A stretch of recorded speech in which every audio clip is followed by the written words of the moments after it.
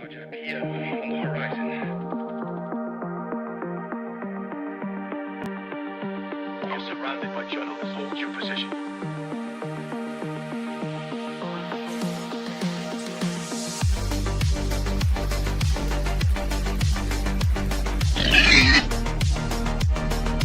Overnight success. The Blazinator 3000.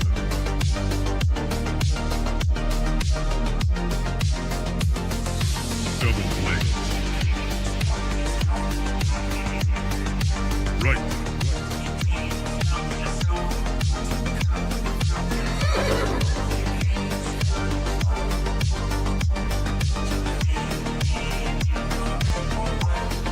That's misinformation.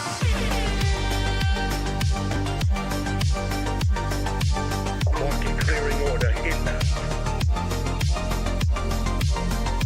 That's just wrong. We are surrounded by journalists. Hold your position. Come, get up.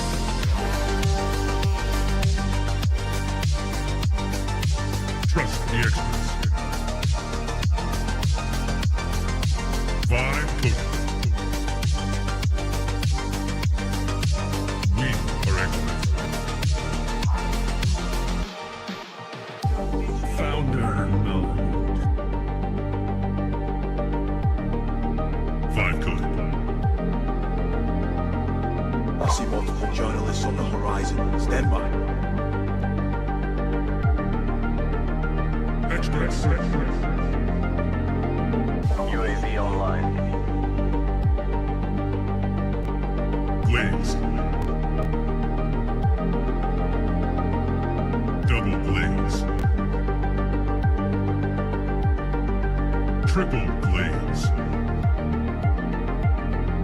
Double kill. 5 cookies.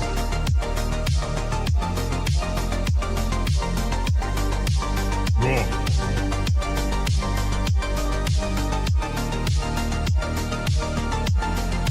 Pump is up. Glaze.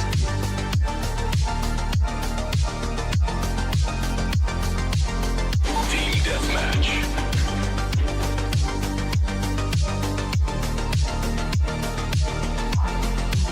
We are experts. Triple glaze. That's just wrong. Right.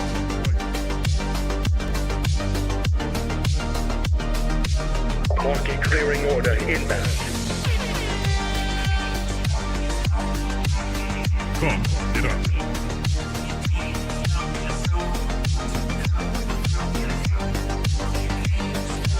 We are surrounded by journalists. Hold your position.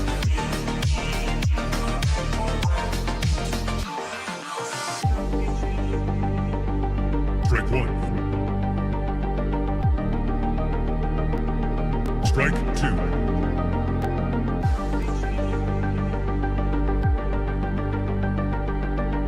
Activate Google and Retriever mode.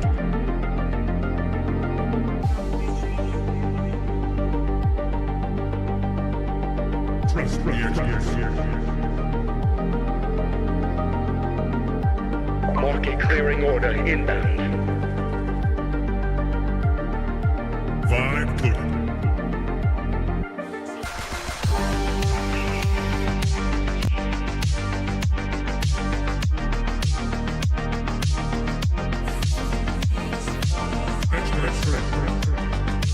I see multiple journalists on the horizon. Stand by.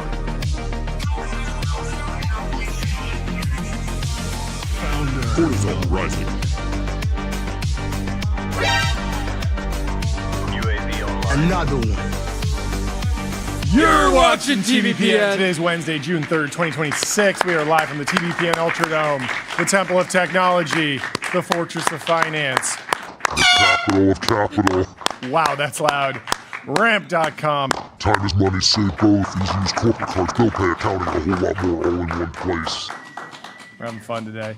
We got the Microsoft. air horn. Yeah, we got a physical Prepping air horn, for and when World Nick fired that thing off unexpectedly, it really did some damage.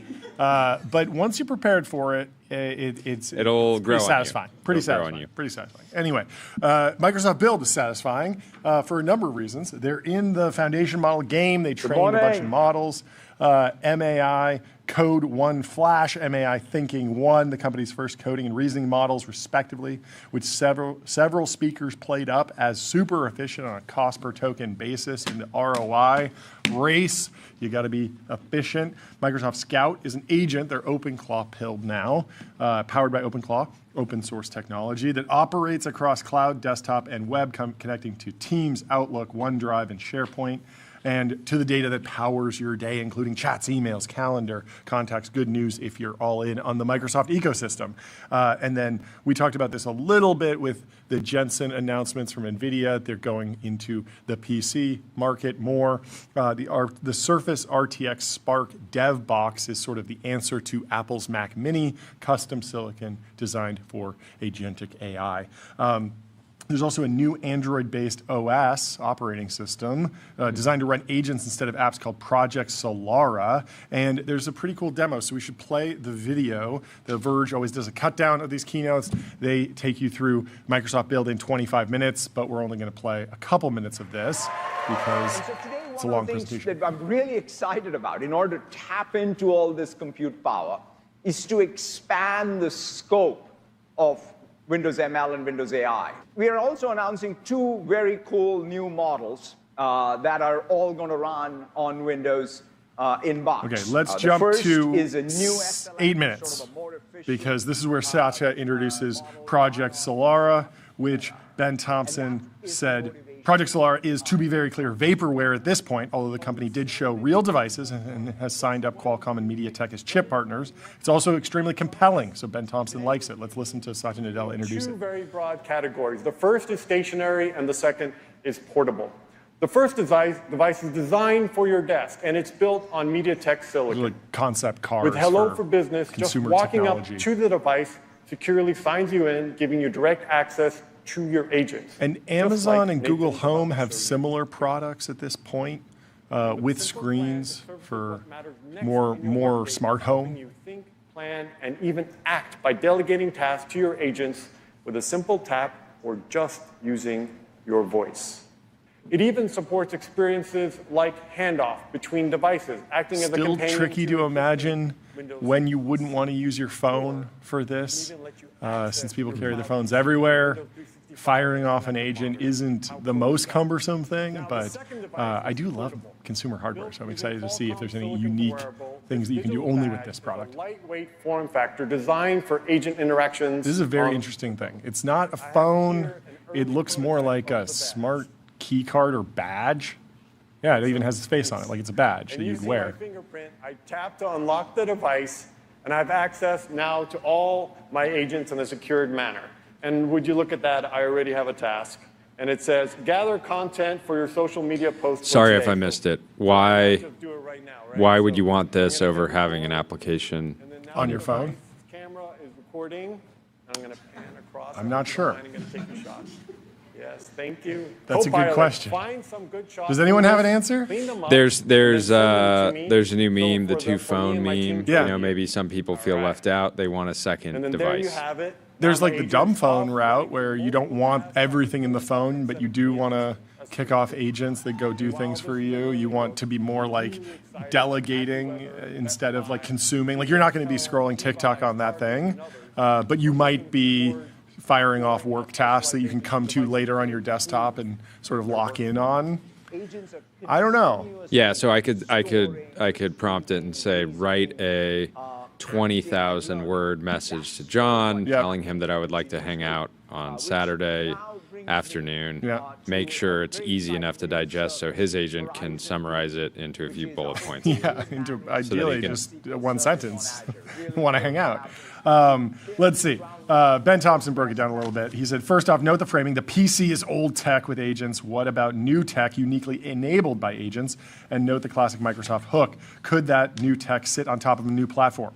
So He says, there was one brief moment in the promotional video that preceded his appearance that made the concept click for him. The problem with wearable devices is the interaction model. They are only useful when you are interacting with them, when the human is in the loop. But being in the loop with a wearable is annoying and inefficient. What is being demonstrated here, however, is a brief interaction and then the agent doing work in the background. In other words, the usefulness happens in the cloud without the human needing to be involved because an agent is doing work. That's what Ben Thompson finds compelling. On one hand, you can make the case that, of course, Microsoft would be interested in a device model that uses the cloud as a platform, given that Microsoft doesn't control a mobile device like the iPhone. What occurs to Ben Thompson, however, is that even if Microsoft doesn't succeed with Project Solara, this model, where the cloud is the hub and multiple devices are the spoke, instead of the phone being at the center, is clearly a better one for agents. Agents work best in the cloud and across apps and devices. Yes, the phone might be one of those devices, but when it comes to agents, it shouldn't be the hub because it's too locked down. And he says, again, this is vaporware, and it's very much in Microsoft's interest, so take Project Solara with an appropriate grain of salt. It's a vision of the future, however, that does make a lot of sense, particularly in an enterprise scenario where all of the context and compute is already in the cloud, and Project Solara is focused on enterprise, not consumer, so you can mandate effectively that all of your employees carry these as their badges, and then they have a sort of like secure on-ramp to their enterprise agents in the cloud that all run in the Microsoft Azure ecosystem, in the Microsoft 365 ecosystem. He says it's also something completely different from the past and fits Ben Thompson's thesis that in the age of AI, thin is in because the compute is so constrained to the data center. On-device compute is maybe going to happen, but there's a lot that you can do in the cloud that you can't do locally. So just have a very thin client, and that little key card device is basically the thinnest client you can have. Its sole purpose is to just interface. It looks a lot like the Rabbit R1, sort of that form factor, which a lot of people were taking little victory laps on behalf of the founder of the Rabbit R1, saying he was just a little bit too early because the actual decision to offload all the compute to the cloud, do something useful up there, have a very minimal device that maybe you could take out with you, that could do some basic stuff. But it's always hard because people like the phone. They like being able to just watch a full movie on their phone if they want. And you never know. Has anybody been running down making a smart AI-enabled cowboy hat? Because That'd be with a a good cowboy one. hat, you potentially have a lot of room up here for onboard some local compute, right? Potentially. Maybe you could build a Starlink into it. I feel like you would not wear the smart cowboy hat. Just frying your brain with the Mac Mini on your head. You're going to be against that. There's no way you're picking that up. Underexplored hardware platform. Whether you're bullish or bearish on Microsoft, you got to get on public.com. Investing for those who take it seriously. Stocks, options, bonds, crypto, treasuries, and more with great customer service. Alex Heath, friend of the show, summed up the embrace of OpenClaw in a post. Scout is what it's called at Microsoft's first proactive AI agent for Copilot. Buried the news that Satya Nadella is fully embracing OpenClaw. When Scout is released more widely this summer, it will be powered by OpenClaw, and Microsoft will contribute to its security guardrails back to the project's open source ecosystem.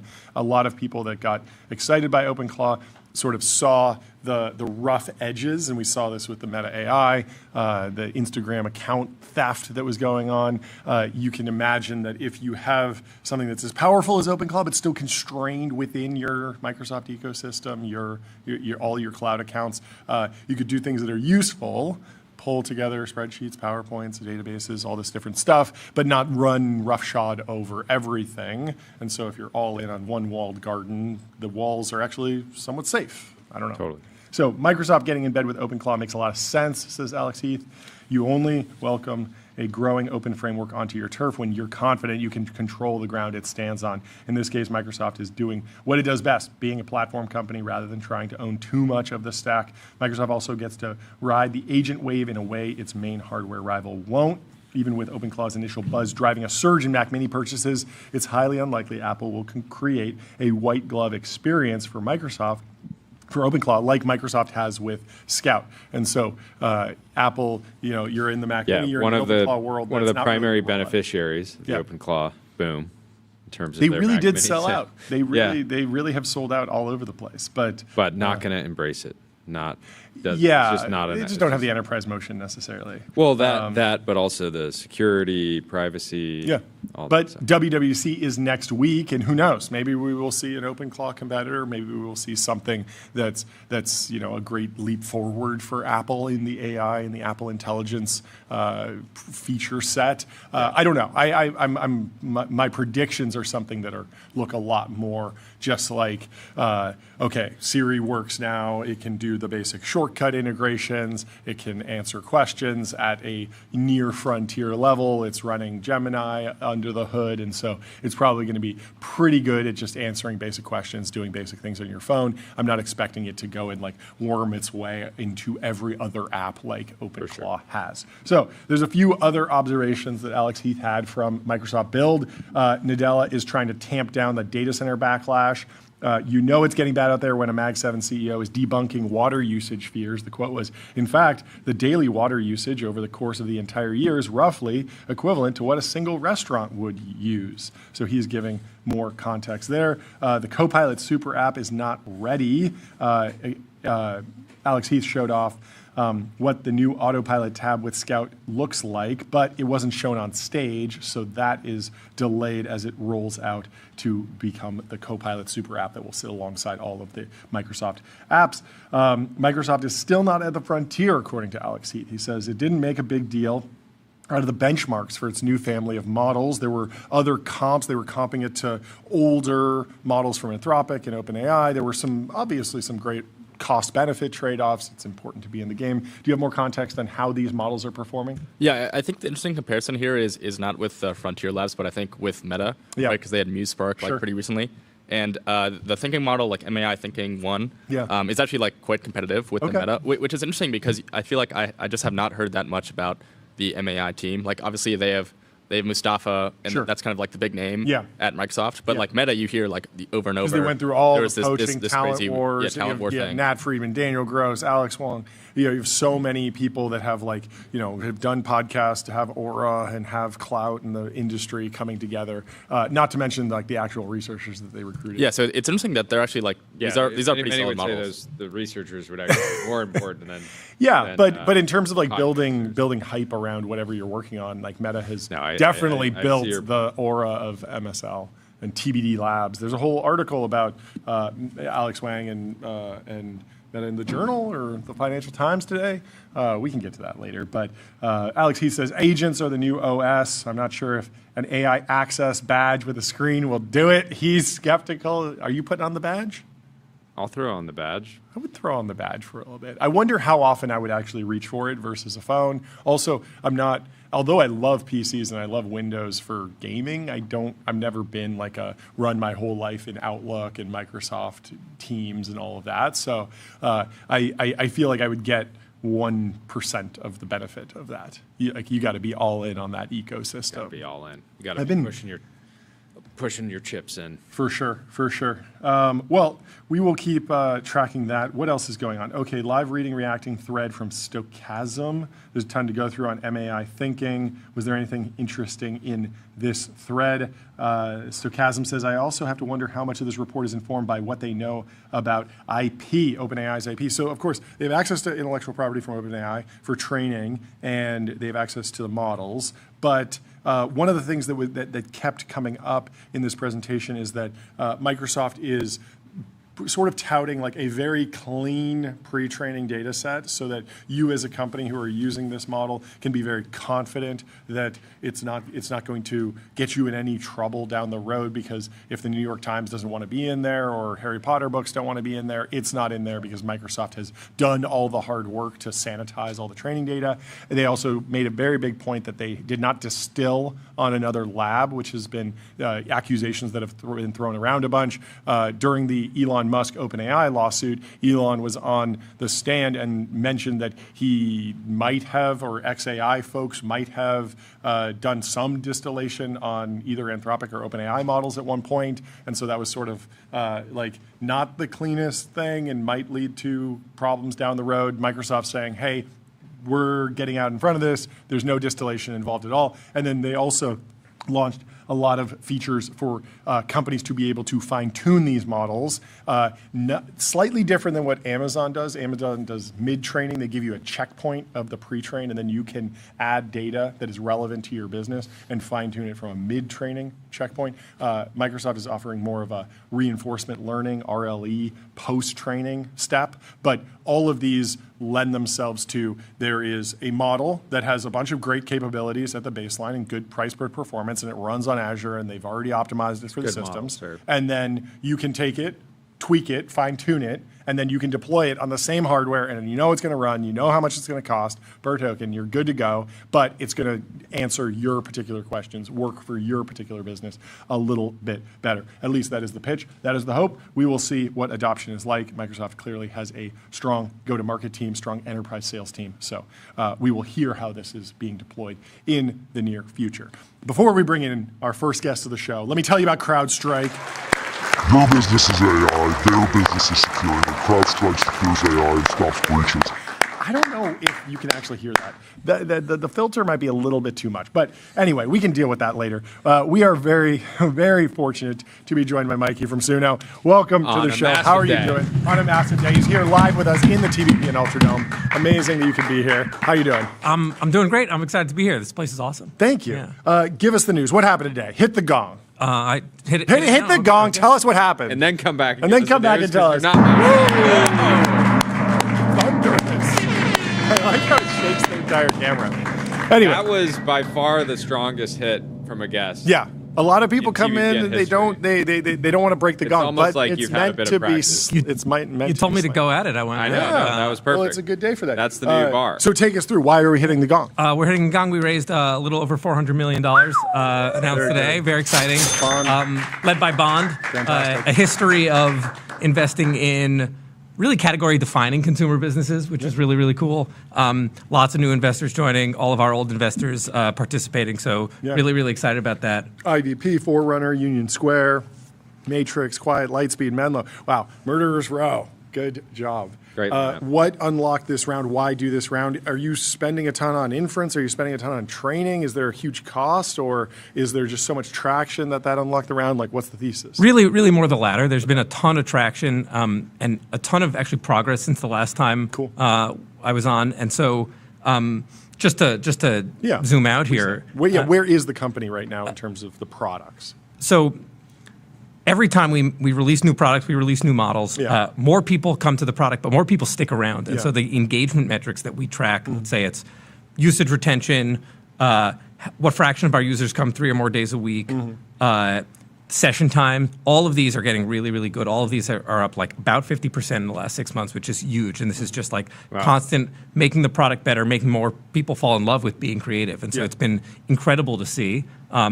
It's like a lot of hard work from the team, but it's really paying off. What is the North Star metric on retention? Like DAU, monthly churn? Like how are you thinking about actually like what is the correct metric to measure for your particular business? Different businesses are going to be different. Yeah. We like retention. Okay. I think all of these are kind of very, very similar. Yeah. The thing that's like really important here is just to remember, like revenue is a trailing metric for how good is your product, and retention is really the best way to think about. People are coming to my product over and over again. Yeah. They're falling in love with it. Yeah. There's no real hacking that, basically. Yeah. And are you early? Are you far enough along to see like smiling curves in the retention curve? Yeah, for sure. So it's been really exciting. So there's two retentions. There's usage retention. There's paid retention. Okay. So remember, we have a pretty generous free tier, and so our free users are also still coming back over and over again. And so all signs point to, I think, the thing that we've thought about for a long time, which is everybody's creative. Everybody will enjoy being creative if we can make the experience right for them. Yeah. And we've known this deep down because when you demo the product for somebody, you take out your phone and you guide them through having that magical moment, their eyes light up. Yeah. And so it's really around how do we let people do that themselves and really feel creative by themselves. Walk me through the paid tier philosophy. A single tier, how do you have are you thinking, or do you already have like Ultimate Pro plans where someone can spend a lot of money if they're using this as like more of a prosumer tool, enterprise? Like how striated is the monetization at this point? It's a great question. I think The short answer is we haven't really changed our pricing all that much in a long time, and so it might not even be appropriate. But what we have now is there's a free tier, there's a $10 a month tier, there's a $30 a month tier. $30 a month tier gets you not only more usage, but some different power features. And then, AI is this weird thing. It doesn't really fit neatly into SaaS pricing, and so a lot of companies are trying different things. A lot like everyone else, when you reach your cap, you can buy overages, and so we've got lots of people who they spend hours and hours a day on it, and they hit their caps, and they keep paying for more. Yeah, it's such a weird dynamic in the modern era where you will have customers that are effectively gross margin negative, potentially, depending on exactly where you set the thresholds, and then you will have customers that are, they want the best product, they're happy to pay, but they come once a month with something, and they're probably much higher gross margin, and there's just this blend because we're in this real marginal cost era, no longer the zero marginal cost era. A few things there, like actually our margins are pretty okay, and music models are small, and so it's not really the same cost structure. But the other thing is, it's really interesting. There's not really a lot of consumer businesses being built right now, and certainly not a lot of consumer entertainment businesses being built right now. And there's a real different, I think, interaction that the average user has when I'm sitting down at co-work and my boss is paying for it. And so I don't really think or care about how much money this is costing me. And when you're building for consumer entertainment and you're paying for it and it's not for doing a task, it's actually for enjoying yourself, you actually do think a lot about it. And so, A, it makes our jobs harder. We actually have to deliver more. But B, you want to make sure that you provide the right experience where you're not constantly thinking about, oh gosh, how many credits do I have left before I hit the paywall?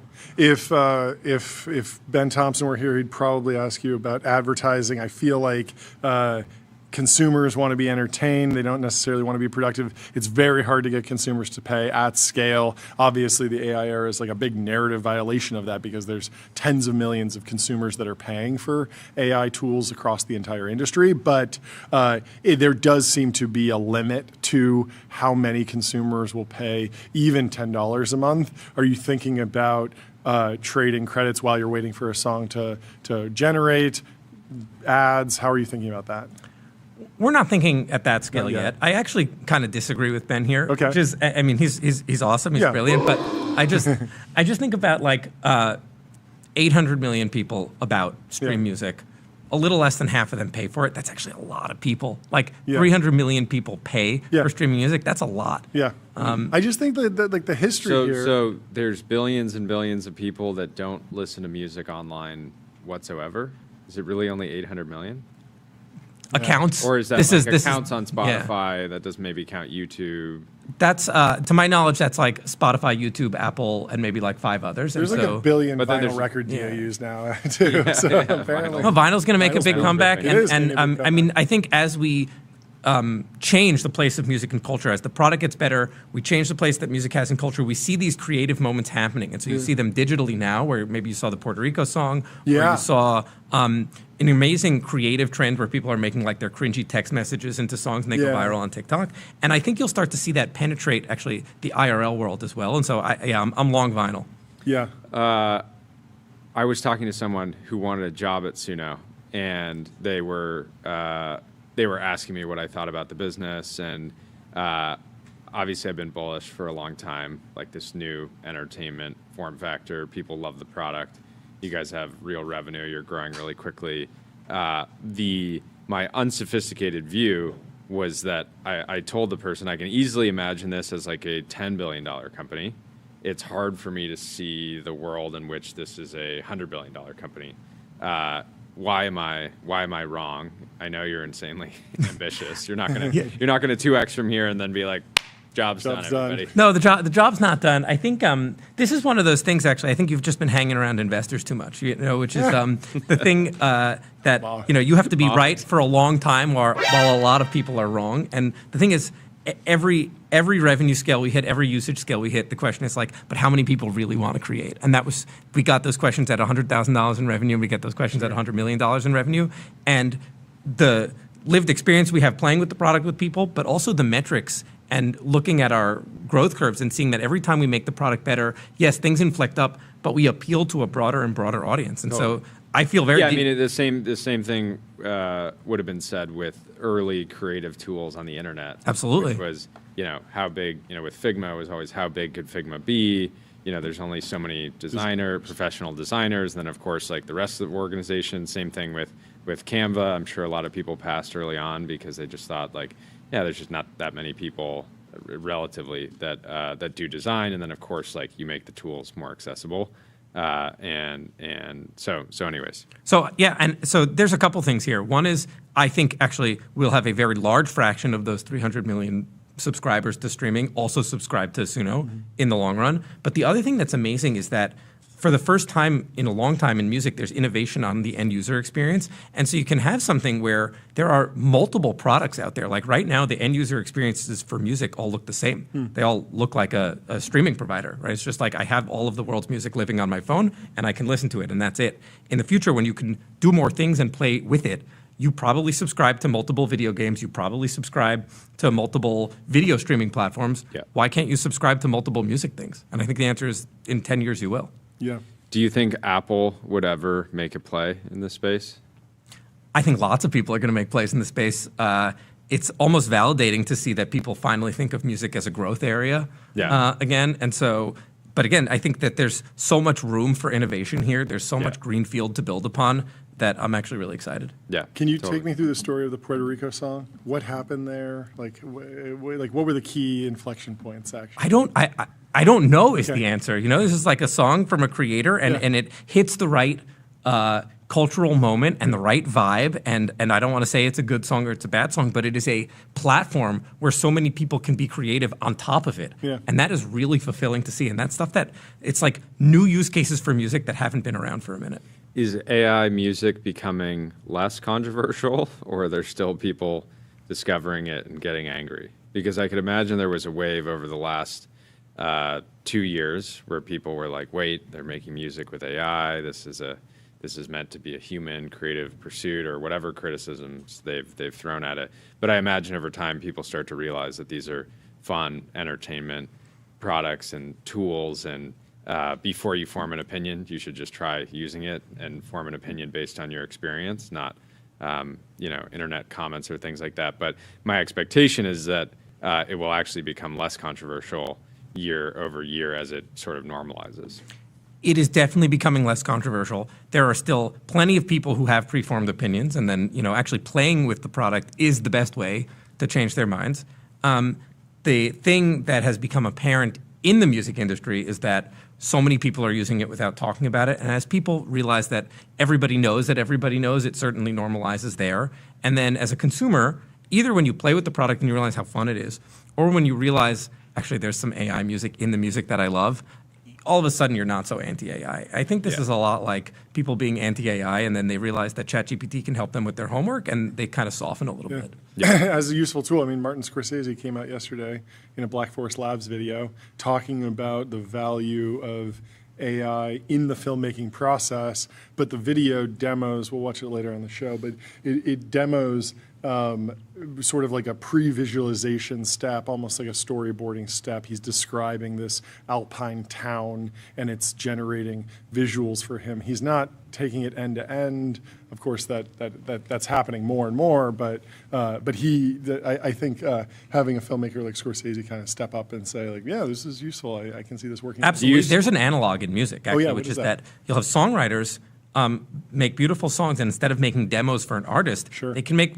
low-fidelity songs, like low-fidelity productions, which are demos, with Suno so much easier. Yeah. And it will get ripped out and produced without AI or with minimal AI when it's produced for the last time. Yeah. But do you think there's still an opportunity for major artists to be a first mover in the space? We were talking, I think, a mutual friend of the three of us, and I was telling him he loves Suno. He uses it all the time. And I was telling him, like, why don't you just be the first one to take, like, a proper leap and do this? And, like, the first person that goes and says, like, hey, this is okay. It's not so scary. I used it in the creative process. We still used a bunch of, traditional producers, songwriters, et cetera. I think that person will get a lot of, like, credit and potentially, a lot of attention. It will obviously be polarizing. But then the fourth, fifth, sixth mover won't really get any potential benefit. It'll just be normalized by that point. I think that's totally possible. Like, there are a few people who are outspoken about it, but I don't know if we've had like the moment yet. I want like the project. Yeah. Like somebody has to make like a hit record. There have been, I think what you're and gonna... they have to go out and say, they have to be just very upfront. And what I want is them to document the whole process. Like I want a video camera. How much is enough Suno in there, actually? That's the whole point. It's like a guitar might have only been like one little riff in a song, and it could have been some originally like somebody recorded it on their phone, and then they brought it into the studio, and then like maybe it got transformed and made with a different. Yeah, exactly. And so to me, there just needs to be. It's always going to be a spectrum, right? There's going to be songs that are heavily Suno, but I would expect for like major artists, even if like the original kind of idea or some element of the song was made on Suno, like you said, it'll just get transformed and adapted and evolved. And so I think it's just positioning it as not like a replacement for anything, but another kind of individual artist in the room, another instrument in the room that's contributing to the project. Here's how I think of it. We haven't hit that moment, but at some point somebody will really document and celebrate the use of these tools in making things. Like we're already in a lot of very popular music, but at some point somebody will really do that actually proactively, and that will be a huge cultural moment. And then the next amazing cultural moment will be an artist releases an album that is meant to be Suno'd by their fans. Yeah. And this is the new format. This is the thing that will pull people in, that deepens the artist-fan connection, and that will be a very, very important moment. Yep. How spiky is Suno's intelligence?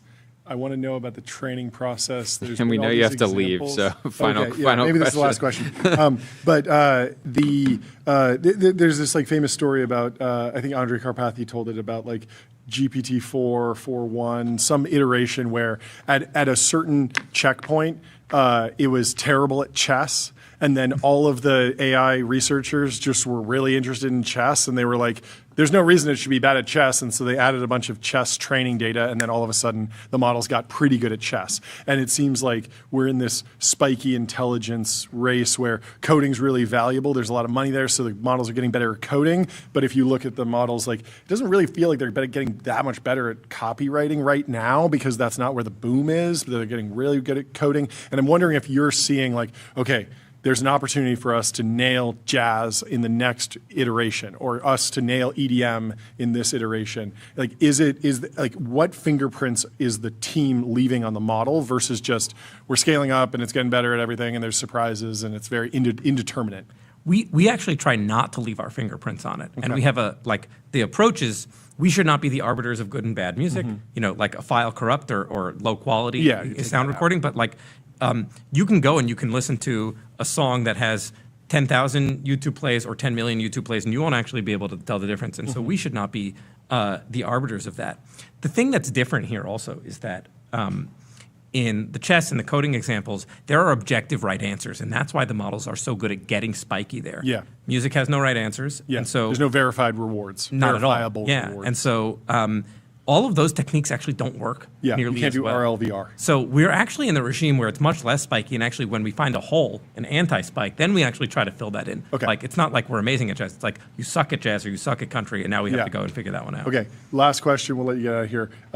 What about adding on to the viral fuel? When I hear about turn your text messages into a Suno song, I think, why can't I just screenshot my text messages and then you edit the video for me and I get a viral format? That feels like very tool UC, very like each video format's going to be a whole process for you. It's going to be hard to like one shot the full end to end.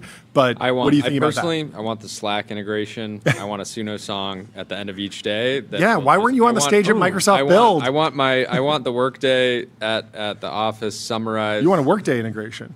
No, I want the Slack summarized, and I want to be able to listen to an hour-long song on my drive home about what's happening at work. We'll try to make that happen. We're not doing a Workday integration, but I will say the thing that's amazing is actually this is a platform where people are creative on top of it. Of course. And so we're not going to come up with the right stuff, cringy text message video. It's like somebody is going to do that. Well, that's a challenge for you at home. Go make the cringy text message. Go make the Workday integration. Prove Mikey wrong.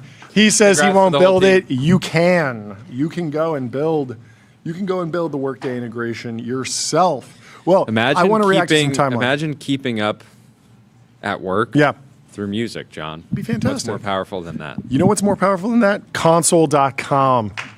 Console builds AI agents that automate 70% of IT, HR, and finance support, giving employees instant resolution for access requests and password resets. So we can talk about there's a bunch of funny posts in the timeline we got to go through before our next guest, Samir from Colin and Samir, joins us to talk about Hollywood. You can tell when a coworker got nothing going on outside of work. Why is that in here? 220,000 people like this. Did you put this in to kind of subtweet me, Tyler? I didn't send this in. The team always asks Monday but morning, what did you do this 6 weekend? Million, I always have the same answer. 6 million views. Anyway, there's some news on the timeline about GOP rep and Michigan Senate candidate Mike Rogers. There's an actual photo from the campaign trail and then a photo put out by the staffer. Let's compare these. It's one of those, can you spot the differences video. They made him a little bit bulkier. They just added just a couple pounds of muscle. Just a couple. A couple. He looks huge in this photo. I mean, he looks like he's ready for the Olympia. Yeah. I don't think they went far enough, so I took it upon myself to generate an even more accurate photo we can pull up. Because I think this is what he should look like. Like if you're gonna AI your photos, just go why not full, just give go all the yourself way. A stringer. Yeah, get yourself in the stringer, and make sure you're looking like you walked off of the Olympia stage, and still claim natural. Absolute mass monster. Yeah, you can. The typical natural. Politician thing to do would be. I'm not on performance enhancing drugs. I just run every single photo through Images too and ChatGPT. People are having fun. It was funny. I thought I was so original for doing this, but if you scroll down the comments, everyone had the same idea and made him way more jacked. If you scroll down, there's 25 others, and Winston there are some says enhanced. Politics, Jack says the enhanced Senate. Yeah, there are some that are absolutely crazy here. The enhanced Senate. Okay, we got a debate on our hands. So, Philip Johnston, friend of the show, founder of StarCloud, says, founders, before you go out and raise, ask all the best AI models this. Play the role of a venture capitalist and give each startup in the XYZ category of your startup space a ranking from 1 to 10 on how much they would want to invest in them. With 1, don't want to invest at all, and 10, desperately want to invest. Do deep research and give reasons. All the VCs are doing some version of this. He's claiming that the VCs are just AI psychosis, letting AI do their job. Maybe it's true. We don't know. Maybe. Advice for founders. He says all the VCs are doing some version of this, and if you're not at the top of the list, you're going to have problems. So it might make sense to delay the raise until you can get closer to the top. So if the frontier models don't approve of your startup pitch, go back to the drawing board, build a little bit more before you go out on that fundraising journey. Seth Bannon, at 50 years, says founders do not listen to this. You should in no way time your raise based on how an LLM ranks you. The best VCs are not sitting around asking AI, who should I invest in, and then doing that. Well, that's a different question. Are you trying to raise, or are you trying to raise from the best VCs? These are two different things. I think the LLM would do a pretty good job of figuring out like the relative interest and excitement, right? Yeah. You can look at if an agent was running a pretty interesting metric is like headcount growth on LinkedIn, right? Sure. Are people leaving? How many people are leaving the company? Yeah. All these things. So I actually think an agent could get pretty good at. Has this fund's competitor done another deal, and they're excluded from, and that competitor is excluded from your round, but they're looking for something in the category? Also, a lot of reasons. Also, pedigree, right? Yeah. This is, whether you like it or not, a big factor in, especially like king making right now. So if you're in a category and you're a smart, talented individual. But you're at the seed stage, and then there's another seed stage. You're talking about the pet food company, Pedigree Pet Foods? No. That's what I know of a Pedigree from. Dog food and treats. And Pedigree. You have another company, your same stage, where all 3 founders just came out of SpaceX after being there for 10 years, and you're both competing, in some adjacent category, right? Like, I actually think the model is going to do a pretty good job and say, like, hey, VCs, very likely, might be, 3 times more excited to invest in this team than you, and that's just reality. Okay, That's so Philip Johnson says, I'm glad I provoked a reaction. This will age badly over the coming few years. He's saying Seth is wrong. He says, also, I'm not talking about timing a raise based on AI opinion. I'm talking about actually improving your startup, get more customers, for example, which will at some point be picked up in the AI rankings, which is a lot of what you were getting at. So I guess the question is, should you delay a raise based on AI opinion? And would you actually listen to a clanker tell you how your business is doing? Or are you going to say, I know better? What do you think? I think you're arguing it's a good source of feedback, it's worthwhile, but at the same time, I can't see you doing this. I can't see you actually going to a model and being like, yeah, they're right, I am washed. No way. No way. Zero shot. Like I think that earlier in a decade ago, this actually would have been super helpful. Yeah. Because I wasn't fully aware of all the different factors that went into making a company investable. This is a good point. Yeah, so, I mean, early on, there was like a checklist from 0 to 1. Yeah. Peter Thiel, 0 to 1. You could go through it and say like, okay, do I have defensibility? Am I building something that will have staying power? How many of these boxes do I check? Because when I go out to raise, a lot of the VCs are going to be thinking the same thing. It's worthwhile, and an AI can sort of help you do that checklist. So that's valuable. Another thing I was talking, I don't think you're taking no for an answer. An LLM, a smart enough model would be able to do this if it was trained on enough VC blog posts, maybe, which certainly I think some are quite well trained on PG's blog and others. But I was talking to a founder yesterday. 2-year-old company has gone through a pivot, figured out a much more interesting opportunity than they originally started with. Have a bunch of pilots, a lot of positive momentum. Revenue is growing, but I had to tell the founder, like, look, you are the VCs that you're going to talk to if you got to raise right now are talking to companies that are adding what the revenue you will add in the next year. They're going to add it in the next 30 days. So even though you have a super exciting opportunity, it's going to be really hard to invest right now, just because they have a limited amount of capital. They want to be making bets against oftentimes momentum, and that's just the game. Yeah, and a really good model. A really good model could say, look, your startup is very mid. Don't even bother pitching Founders Fund, top tier firms. But I got some guys who they got crazy AI psychosis right now. They'd love to invest. So you should definitely DM this person because they've been posting crazy slop on the timeline nonstop, and they're just ripping checks at anything. And so you fit that category. So go get the bag from them. Brutal. This is possible. This is possible with super intelligence. Anyway, our next guest is in the waiting room. But first, let me tell you about the New York Stock Exchange. Want to change the world? Raise capital at the New York Stock Exchange. And we are very lucky to be joined by Samir from Colin and Samir in the TVP and Ultron. How are you doing? Cabin in the woods. That's right. It's been ages. Want to see where I am? It's been too long. I missed you. Can you see the view? Yes, I want to see the view. There we go. Everything. This looks amazing. Take me home. Take me home. How off the record is this conference? Can you describe what you're actually doing? Never. Okay. Whenever you come to Montana, you can't tell anyone. Yeah, that makes sense. I did just tell you I'm in Montana, but no, I'm actually. GeoGuessr knows exactly where you are. Let's it's over. Let's get Geo Rainbow on next, and we'll dox you fully. What happens in the woods stays in the woods. I imagine you're there for good reason. Hopefully, there's been someone there that has provided more context on a story that we've been hunting around. First, thank you again for hosting us at your event last week. Press Publish LA was amazing fantastic. Group of people. Dude, incredible it was execution. amazing.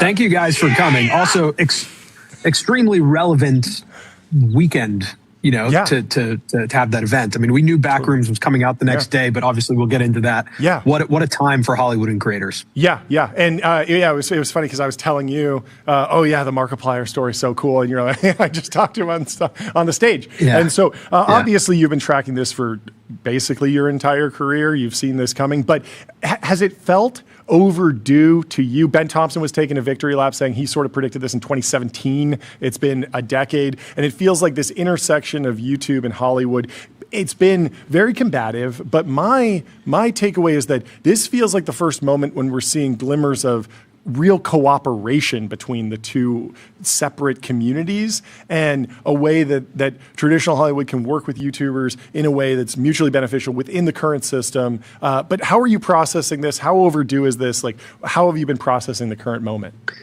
I don't know if it's overdue or if it's just happening as it's unfolding, like in real time, where, Kane, when I started on YouTube, Kane was 5 years old. So like, these are internet native filmmakers. Success. Yeah.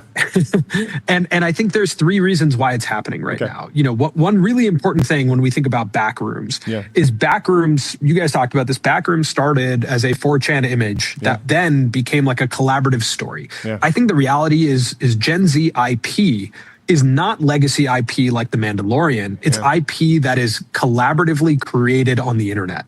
So Backrooms feels like something that everybody on the internet had a hand in creating, right? Or millions and millions of people on the internet had a hand in creating. So when that comes out in theaters, I want a thing that I had a hand in. I think the other thing is that cutting your teeth as an internet filmmaker, it teaches you a lot about how to earn attention. Curry Barker, the director of Obsession, talked about this in an interview. They said, what did YouTube teach you about directing movies? He said, the reality is when you make something for the internet, the audience is begging and you have to convince them to stay. And I think historically in Hollywood, there's been an entitlement of, hey, we have George Clooney in the movie, we spent a lot on marketing, you're gonna buy a ticket and you're just gonna sit and enjoy it. But I think internet filmmakers know when you're making something for YouTube that like, the audience can click away at any moment to something more interesting. So I better tell you a great story that's unfolding frame by frame. I think the third thing third thing, because I know we all love lists. And the third thing will blow your mind, by the way. It'll shock you. It'll shock you. The third thing is that Hollywood talent is, I actually think, like the linchpin in this moment in time, that there's a lot of talent that's available that are like craftspeople in Hollywood who have focused on specific crafts, whether those are DPs or screenwriters. Or set design. Or set designers. Like when that is paired with the acumen of internet storytelling, it's proven to be very powerful. So I think there's been this like narrative, of course, Hollywood is dying. But I think it just looks very different now. Like we didn't know theaters were available. Like Markiplier put his movie himself. He picked up the phone and put his movie in 4,600 theaters. Theaters are available and they're great. Like Hollywood talent is available. They don't have other jobs and they're great. So I think these worlds finally coming together. There's been a lot that's happened, but it's super exciting to see. Yeah, I look at it as like the last 15 years has been a story. There was collaboration happening, but it was overwhelmingly a disruption story. You look at the market cap, the value creation of the platforms, the YouTubes, the Instagrams, et cetera. How much the explosion of enterprise value in these new platforms, the overall reduction in EV in some of these sort of like more legacy entertainment. But now we're meeting at a point where both sides can say like, hey, now is the opportunity to figure out how to both win, because clearly there's a place for both, right? We still want to see I don't, but John would like to see the blockbuster. Jordy's going to see movies. You're going to see. The three of us. This is going to be the tipping point, because you were never a movie guy, but once there's a Wombo film and a whole cinematic universe around Professor Sendy, you're going to be. I'll be there. But yeah, so this is the moment where I think I expect digital platforms to consume more and more and more and more attention. That just seems to be they're frictionless, right? They're free, they're available everywhere. But now is the moment of, hey, both sides should be, actively trying to do more and more stuff together. Yeah, the reality is also, it's important to note that this has all happened in horror, right? And this has happened once before with the Rocka Brothers. signing with A24 and making Talk to Me for about $4 million that ended up making just about $100 million. These are outsized returns. Like Curry Barker making something for $1 million. Obsession was made for about $1 million. Focus purchased it for around $15 million, and then generating $148 million not even a month in is absolutely insane. And so horror has historically been cheaper to produce, right? Even if you remember in the 90s, the Blair Witch Project was like this cheap indie horror movie that ended up exploding. Mm-hmm. And I think there's something to explore about like the absurdity of horror and the absurdity of these movies and the absurdity of our world right now. And maybe the comfort in going to see something that is more absurd than the world around you. Yeah. That's just a hypothesis I have around, horror, but horror has historically been cheap to make. I think we're about to see every agent in Hollywood ping their creator talent and say, do you have a horror script? Because it is that moment that's going to happen. There will be likely an overreaction, to this in Hollywood. But I do think like what was proven over this past month is that internet native storytellers can tell a story that reaches millions of people, that fills theaters, and potentially better than, the storytellers that cost you in the hundreds of millions of dollars. The Mandalorian cost $265 million all in, and it's made $247 million right now. So it's like, it's super hard to make a big blockbuster movie like that.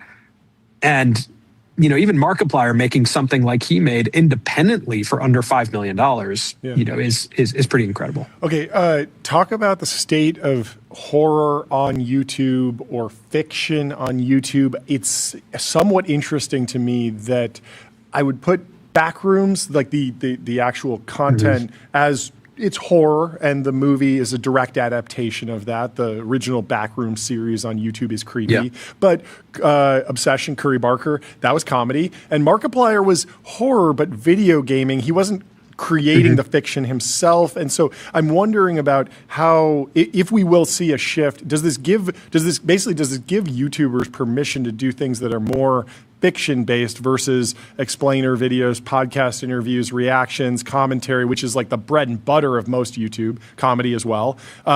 Or will we see more people pulling, okay, this person's talented, but horror is ROI positive, so we should just give them a crack at this, even though they're a commentary channel, as opposed to someone coming through, okay, they've been telling love stories in a fictional context, they have a rom-com series on YouTube, let them make a rom-com.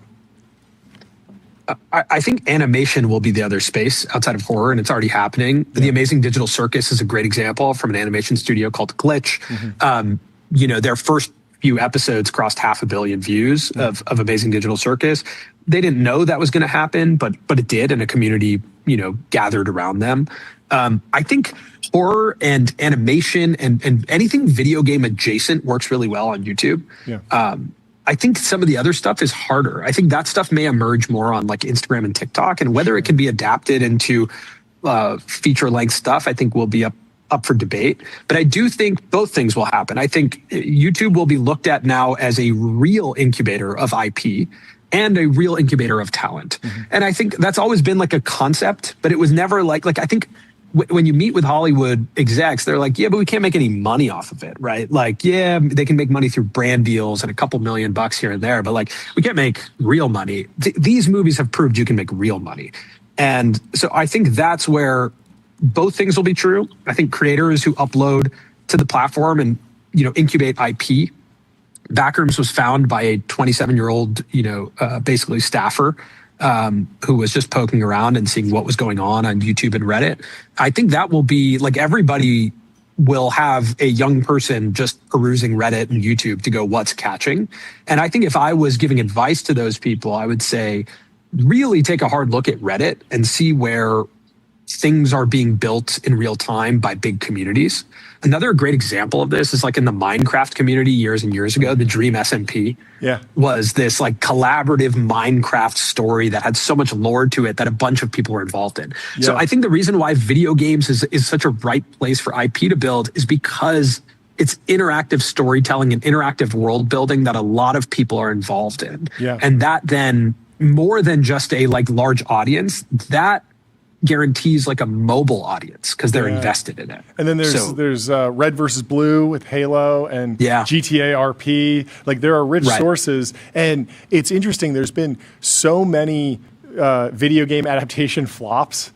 Basically, Detective Pikachu is the only one, I think, that has a Metacritic score above 80. Last of Us did well. So it feels like we're hitting a tipping point there. But you go back to the original like Doom adaptation, a lot of the Resident Evil films. Some of them made money, but none of them were critically acclaimed or really became like cultural moments in the way the video games did. But if you have a creator who actually really deeply understands the community, the content, the lore, and then they build their audience on top of the IP, potentially some of these video game companies that are maybe not as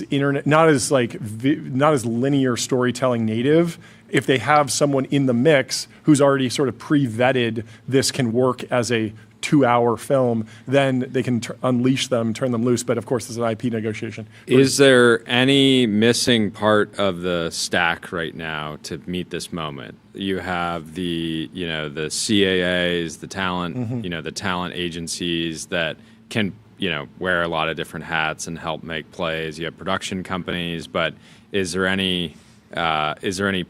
like financing component missing? Maybe it's too risky to create some type of vehicle just to back creator-led films, but at the same time, maybe having domain expertise would be actually. I think the missing piece, and this has been historic in our industry, is development.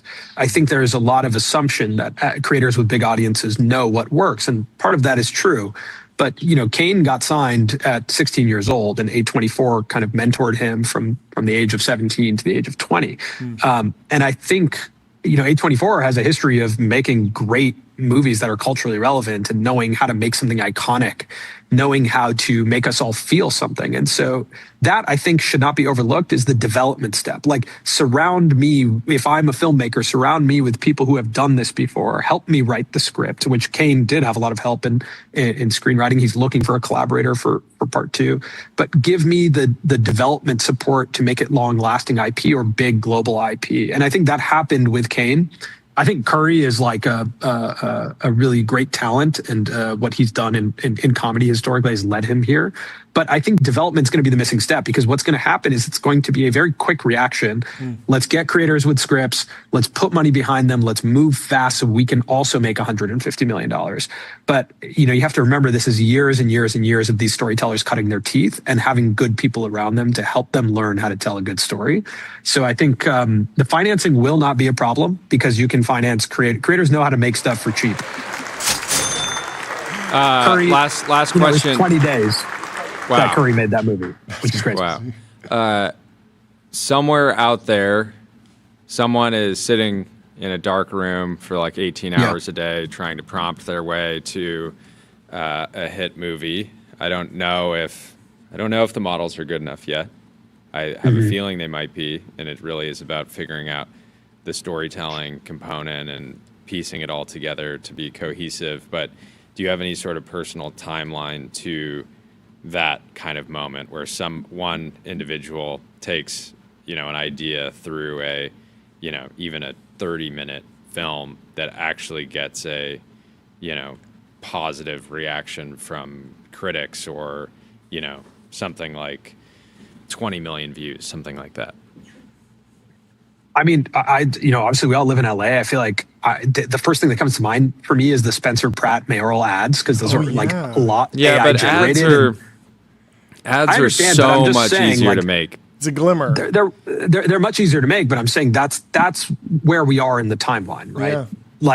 That those ads are clearly AI, but they got shared a lot, and they did do millions of views, and people just accepted them for the story that he was telling, I think. And so I think if you look at that, like, maybe it'll be in a year or two, and I think it'll start in animation with short films, because we'll accept that more.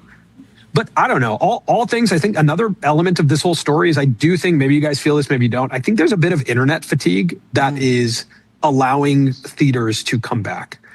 I think maybe I'm just overstepping there, but I do feel it. I personally we started feel to see it in the data with Gen Z screen time finally sort of dropping off a little bit after spiking. Yeah, I thought about like running over my phone with my car on purpose, just to have a little bit of forced time offline. So like the models are really good. Like we've been playing around with Gemini Omni. Obviously we had them at Press Publish LA, but like they're really good models. They're crazy good. Yeah. You know, whether you can that'll probably happen in the next 2 years. We'll probably watch something like that. One somewhat related cut on this that I want your reaction to is I found it very interesting that Backrooms started as a purely CGI VFX effort and in Blender and After Effects. And what's interesting is there's actually a whole Discord for modeling different 3D models that are shared so the community can build around it. And the assumption, if you are worried about the relentless march of technology, is like, well, of course, they had everything modeled. They already had the Blender assets. Like, just hand that off to the VFX team, and you got yourself a CGI movie. Put Chiwetel Ejiofor on a green screen, and it's done. But they didn't do that. They built 30,000 square feet of physical set design. And it's interesting that I feel like the CGI wound up being like the audition for actually building and underwriting the build out of that set. And I imagine that might happen in AI, where you get someone that has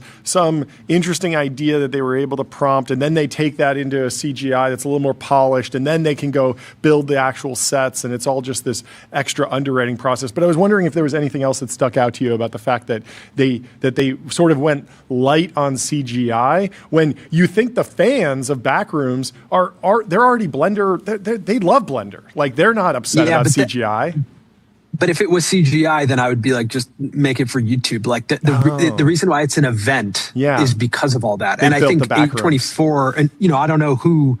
I don't know whose call it was, but A24 is very good at making things iconic. All the interviews of the cast are done in the Backrooms. There was a DJ set from the Backrooms. There was people who visited the Backrooms. Like, the fact that it was tactile and real makes it an event. That's interesting. I'm not even 360 experience. I like that. Yeah, I've seen 5 movies, but I can tell just based on, with hardly paying any attention, I can tell when a movie's an A24 movie from like the first video that I see, the first 15 seconds of a trailer. Like, there's just something about it. Yeah, it's the same with you guys. Like, you can there's countless shows that try and be TPBN, but you can see I could like see something for a split second, even without you guys on screen, and know if it's TPBN. And I think A24 has that, and that is really hard to do. It takes a lot of focus and it takes a lot of discipline. But, I think A24 has done it again. Like, this is incredible, and pulling someone like Kane into this and beating Marty Supreme, which had like a crazy marketing push, shows you the power of the internet. They overpowered the blimp. Powerful, man. The internet's powerful, and the communities are powerful. Okay, last question. I'm assuming we're about to leave, and I just wanted to say I'm thrilled to see ads back. I couldn't tell you how great this looks to me. Thank you. I'll give it up for that. I'm thrilled. It really is part of the brand. Ads. It's part of the brand. It is part of the brand. Do you have time for one more question? Yeah, I got time, man. I'm just here in Montana. You guys have to go, probably. Doing mysterious things. Yes. Next question. Where are you? And don't dodge the question. No. I want advice for YouTubers in the context of passion projects. There's a lot of YouTubers that have grown off of a single format. They know what works: the title, the thumbnail, hook, the format, the structure of the video. They know they can put up 1 million views for every video that they do in that series. But they get sort of bored and they want to do their passion project, their series, and then they do it. They take the time off, and then it just doesn't quite perform. Maybe the 200,000 true fans show up, but it's not getting the viral hooks. I noticed this with Johnny Harris. Did this fantastic series on Cyprus, and he went around these islands, but it wasn't financially the same as all the other videos that he does. And I'm wondering if there's a new format where you should sort of give YouTubers the permission to keep that special project in their back pocket and take it to a different place, take it to Hollywood, where that type of project can live and flourish and go through development, as opposed to trying to stuff it down the same funnel that is very optimized for a particular type of video?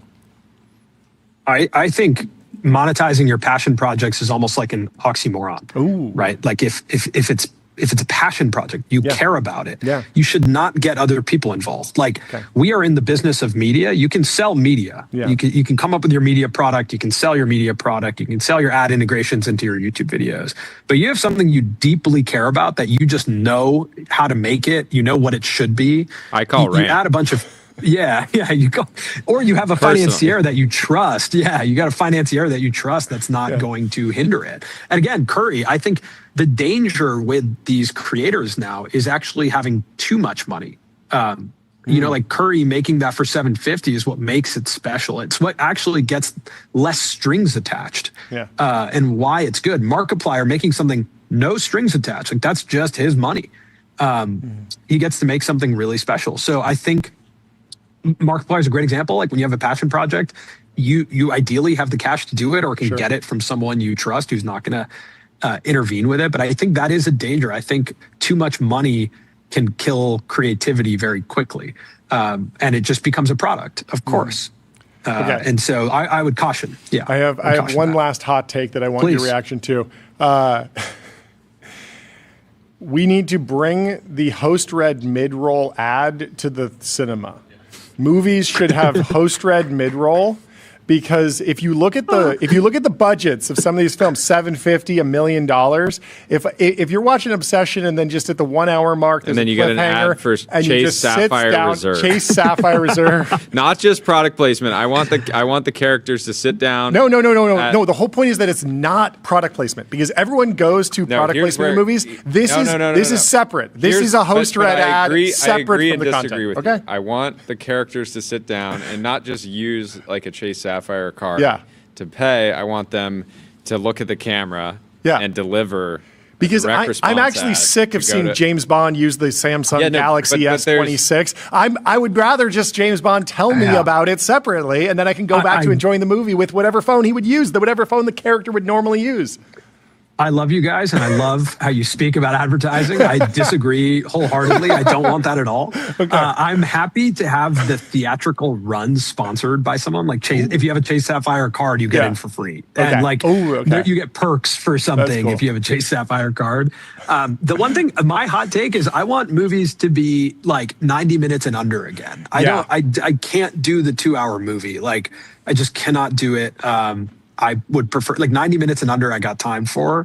2 hours feels like, and I think all of our attention spans are being trained to like be way shorter than that. Even an hour and a half is like working out. Like it's hard. Maybe go shorter. 90-second movie. Vertical. Well, John and I are gonna start.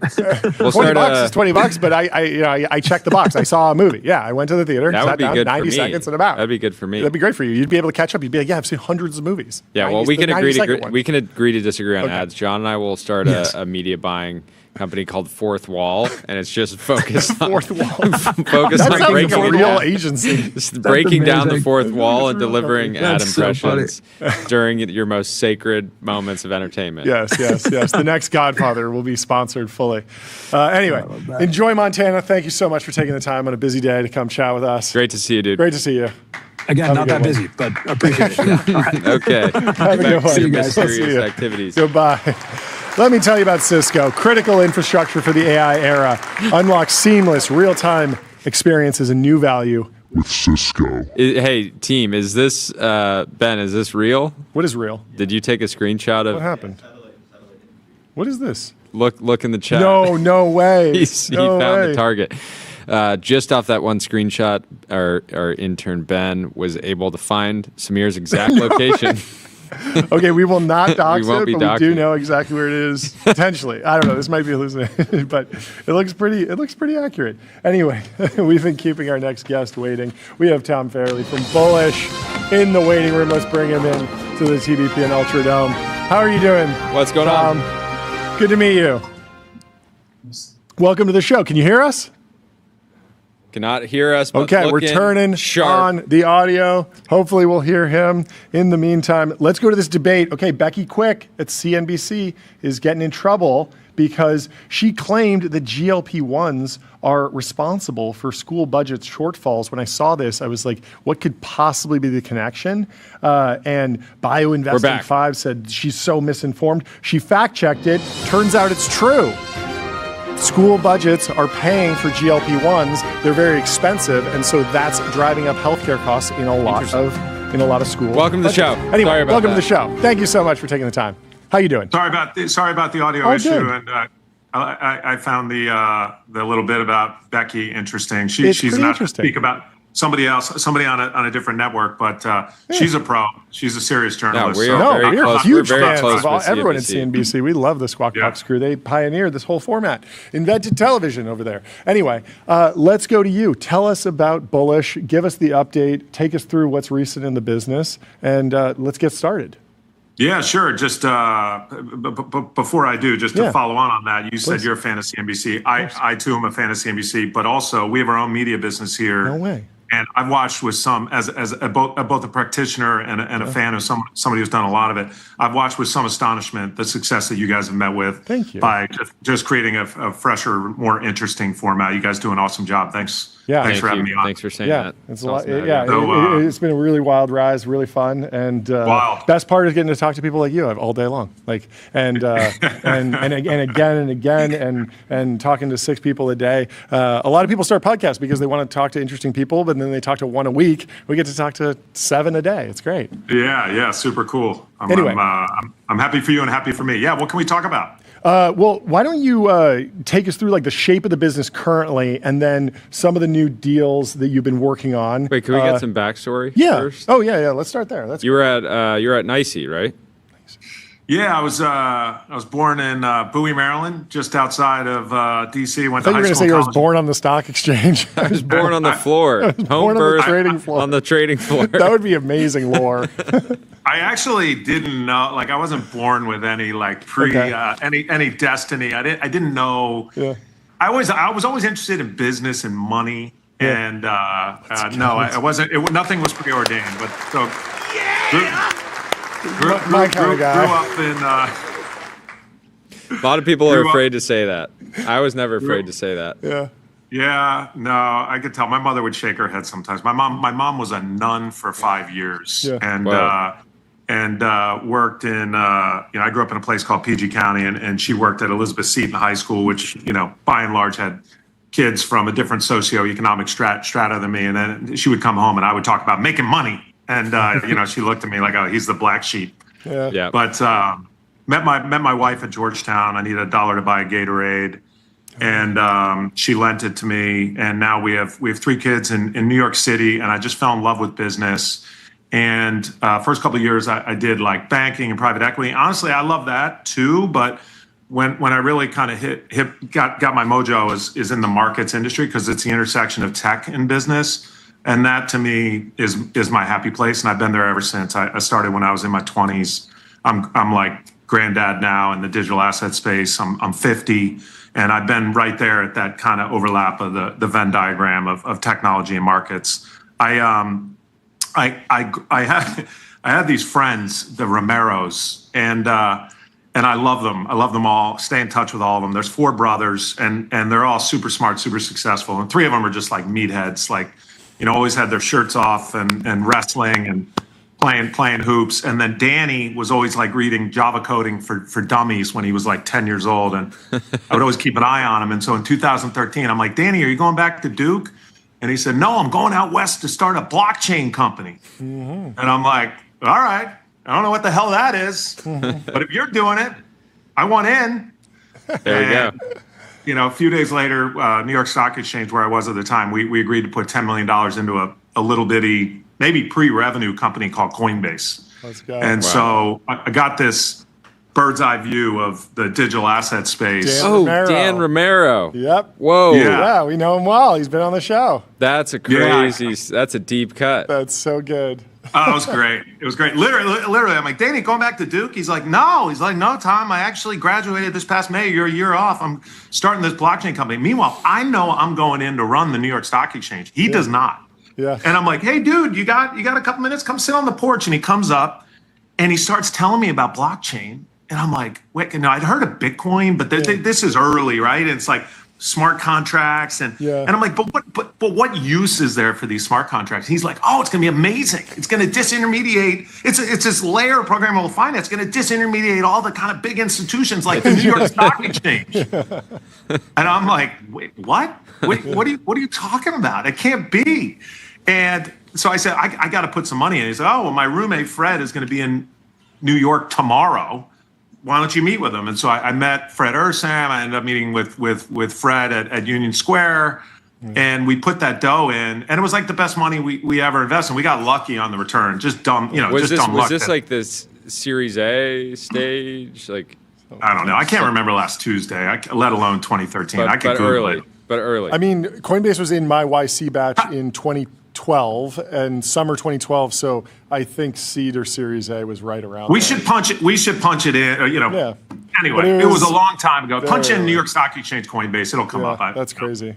The direction but that must have accurate. been what kind of reaction did you get on Wall Street from that investment at the time? I don't know how public it was, but I imagine you still had some of your peers that were saying, what the heck is Tom up to?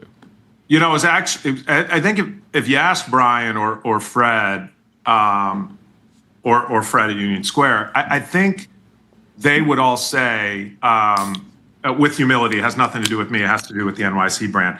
That it was hugely valuable for Coinbase. It was not only public; it was massively public. Yeah. So in other words, if you were to look it up, you're going to find story after story after story after story, which is, hey, traditional bellwether firm, New York Stock Exchange validates crypto firm Coinbase. Yeah. So on the West Coast, it was like a lot of celebration and, hey, this is finally the coming together of these two worlds. On the East Coast, it was like, what the hell is this?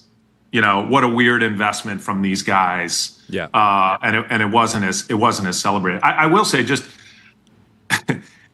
my thesis was this was a programmable layer of finance for institutions. Yeah. Like that was the thesis. It was dead wrong. If I'm honest, there were no institutions. There weren't institutions until. Yeah, was that just you had the timing wrong? You didn't. Yeah, but pretty darn wrong, right? Yeah, pretty darn wrong. Yeah, but you're only off by what, a decade? A decade plus. And just miss that retail would be the early adopters. Yeah, and even some of the late adopters. Yeah, I guess. Exactly. Like, how do you synthesize the fact that crypto did not disrupt the traditional finance system like entirely? Like, JP Morgan, Morgan Stanley, these firms still exist. They're chugging along. New York Stock Exchange is still chugging along. NASDAQ and many others. And yet crypto firms have been very successful. It was sort of a like heads I win, tails you lose situation. Like both sides did well. There was not total destruction of the traditional financial infrastructure and institutions, but crypto was wound up flourishing. Like, what does that say about everyone's preconceptions? I guess because there were two sides a decade ago. Either crypto is a zero or it's going to take over everything, and we wound up with the middle road. Yeah, I agree, and I'm going to challenge it a little bit. Okay, I'm not sure it has been up to this point such a big win for crypto. There's actually relatively, for all the money and attention and time and ink spilled, and for all that has gone into digital assets, there's actually relatively few successful companies. Yeah. And certainly the disruption to traditional finance has been relatively small and very small, actually. And look, it hasn't always been great. Just I'm not a cheerleader. I call balls and strikes. Like not only were there winters, but there were frauds and scams and like I'm not in it for the fart coins and monkey drawings. I'm just not, and I respect it and I understand why they're there. And just to pivot to that, like the nice thing is they've brought a lot of attention into the industry, a lot of money into the industry, and I think it's all been a warm-up act. And remember, like blockchain's going down in some cases once a day. And none of that happens anymore. And they've been battle hardened. And regulators have now come around, and you've seen broad acceptance of blockchain rails for serious use cases in Asia, in Hong Kong and Singapore, in Europe, in Brussels, Europe, but then in the individual countries. And now in the US, not just with Genius, which is it ratifies stablecoins, kind of gives them papal blessing, but hopefully the Clarity Act, we can talk about how to handicap that. But if that gets passed, that'll be perhaps the biggest regulatory or legislative step ever. And so I am very, very optimistic that I come on this show a decade from now and the global securities market it's on blockchain rails. And that's a $270 trillion market. So I there's no mission accomplished banner behind me in terms of crypto. Up to this point, but it's coming, and it's coming in real time. That's kind of how I view it. Yeah, crypto, the cycles and the hype cycles are so vicious, and yet it keeps creating these opportunities where the true believers, if you just maintain that conviction, like this window right now where there's some, at least, we primarily cover private markets. And so there's some interest at the intersection of AI and crypto. There's been a decent amount of investment there, but I don't see, hundreds of new companies focusing at the intersection of what you guys are doing, which is that like true institutional adoption across, global equity markets and other asset classes.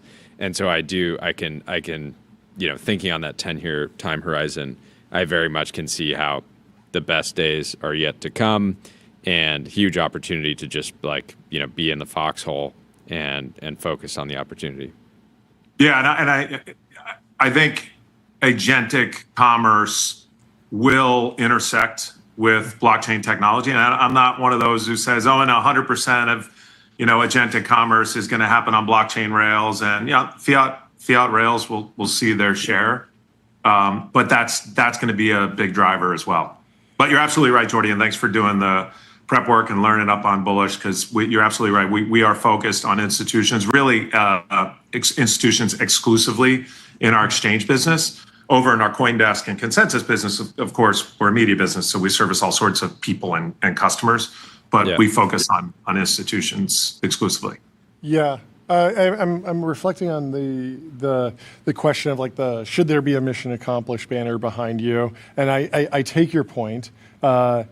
At the same time, there has been a lot of success in crypto, trillions of dollars in market cap. A lot of that captured by the coins themselves, but there's a number of very successful companies. Yours is among them. But I'm interested in where you think we are in 2026. A lot of the prices we're not in some insane falling knife scenario, but stablecoin volumes are sort of stable, even though they were growing very quickly. The Bitcoin price is fairly stable, which is what?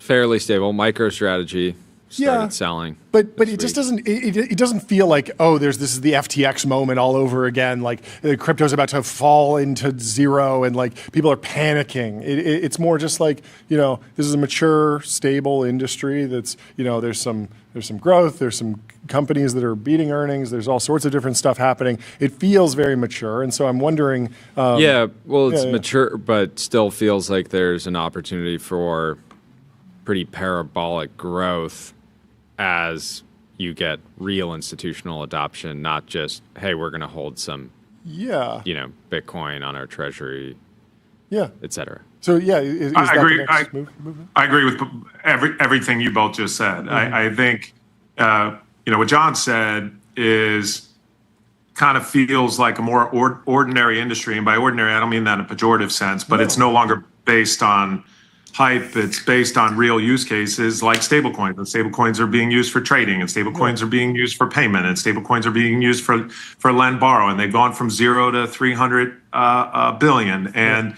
you know, the whole industry is now 2.7 trillion. And yes, Bitcoin's more stable. Now, we happen to be sitting here at a moment in time when Bitcoin's down, 15% over the last 2 weeks or something of that nature. But there still, were times when like there was like the whole crypto industry is down 50%, and like people are actually penning the take. Everything's going to zero, and it's being debated seriously, and that's not happening right now. No, and so it is a different time. And then what Jordy said that I agree with. So you mentioned, John, that crypto is a couple trillion. The last time I looked, coincidentally, I'm not that good at math in my head. It made the numbers made it real easy. 2.7 trillion, and the global securities market is 270 trillion. Oh, yeah. So and that is coming, right? Yeah. Money market funds have already moved on to blockchain rails. U.S. equities have already moved on to blockchain rails. You look at all the industry bigwigs from my old haunt, the New York Stock Exchange, or DTC, the clearer, or many of the electronic brokers, Kraken or Binance put out an announcement yesterday. They're all tokenizing stocks. You're seeing more examples of tokenizing fixed income. And so you're looking at the parabolic growth that Jordy referred to, I believe, is going to come from the so-called tokenization of the global securities industry. What's more important there, cost or speed? Because, and when I mean speed, I guess I mean like 24/7 trading. That seems like it's crazy. We don't have that yet everywhere. It seems like a purely technical issue. And yet I've talked to folks at hedge funds that are like, yeah, like we actually can't get traders who want to work at 2 a.m. Eastern on a Sunday. It's hard to recruit the best to actually make that market and provide liquidity at that point in time. But then on the other side, you have, fees and all of the different things that happen with crypto potentially dropping costs. Like, what are the different pieces of adoption?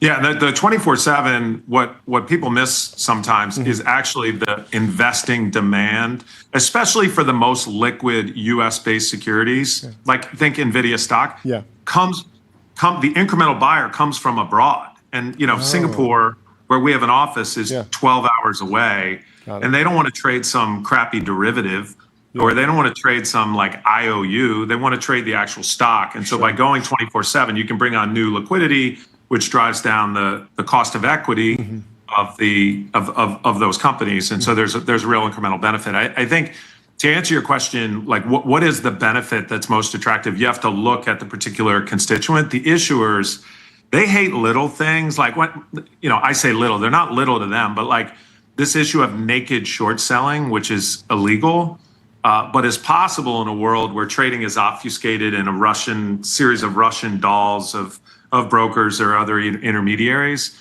With blockchain rails, there is no naked short selling. You just look, are the shares in a wallet or are they not in a wallet? Like it's done. But also, issuers want the ability to pay stable dividends and stable coins. Issuers want the ability to be able to reward long-term holders. Imagine you're a company, say, hey, we're going to pay a dividend of $1, but we're going to give an extra penny for every quarter you've held our stock. There was a whole exchange on the West Coast that started that was really great. I remember Eric Ries, long-term stock exchange, right? Yeah, exactly. Mark Andreessen introduced me to Eric Ries maybe 10 years ago, 15 years ago. And I remember the first meeting I had with him, I thought, this guy's onto something. Like, we should reward that. We should reward long-term holders. Well, it turns out you can't do it if you don't know who owns the damn thing and it's buried within, 5 Russian dolls. Or blockchain technology, again, you just look at it. Yeah. Oh, they own it. It's in that wallet. It hasn't moved.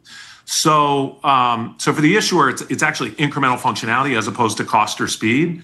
And then for the investors, it's just the ability to do things at a lower cost. So I guess that's more that's more cost. But then on the speed perspective, being able to settle instantly is interesting. So it kind of depends. Depends which constituent you're looking at. Short on time. Couple questions. People on the West Coast who know nothing about finance have been excited about compute futures markets or treating compute like trading it like a commodity. Is that something, how do you think about that, potential market? Is that something that you think could start on blockchain rails because it is a new type of commodity in some way? Two questions embedded in that. One is, will compute futures actually be a successful product? I think it will be. The issue is standardizing it and commoditizing it. The real successful futures contracts with lots and lots of open interest all come down to the question of, are you able to standardize it and commoditize it and come up with the cheapest to deliver that has value in the world and everybody agrees upon? So that's not going to be dead easy. It's still probably going to take a couple of years, but I suspect that will happen. The second question is that because like an onion is an onion, but a GPU is not necessarily a GPU? Like an A100 is not a Blackwell. So then do you need exactly and the providers basically submarkets? And the providers have a vested interest in not being commoditized. So sometimes it takes time for the market to commoditize, but it's exactly what you just described. Got it. Yeah. Go ahead. One more random question. Friday IPOs. We're looking at a SpaceX IPO next Friday. My sense is like does that not introduce like more chaos because you have like one real trading day? There's going to be so much retail activity, and then you go into a weekend. Of course, people will be trading it over the weekend in different ways. But I know there was Alibaba and Uber that both went out on the NYSE on Fridays. How did those go? Does that make it more complicated or chaotic, or are the exchanges set up to handle that?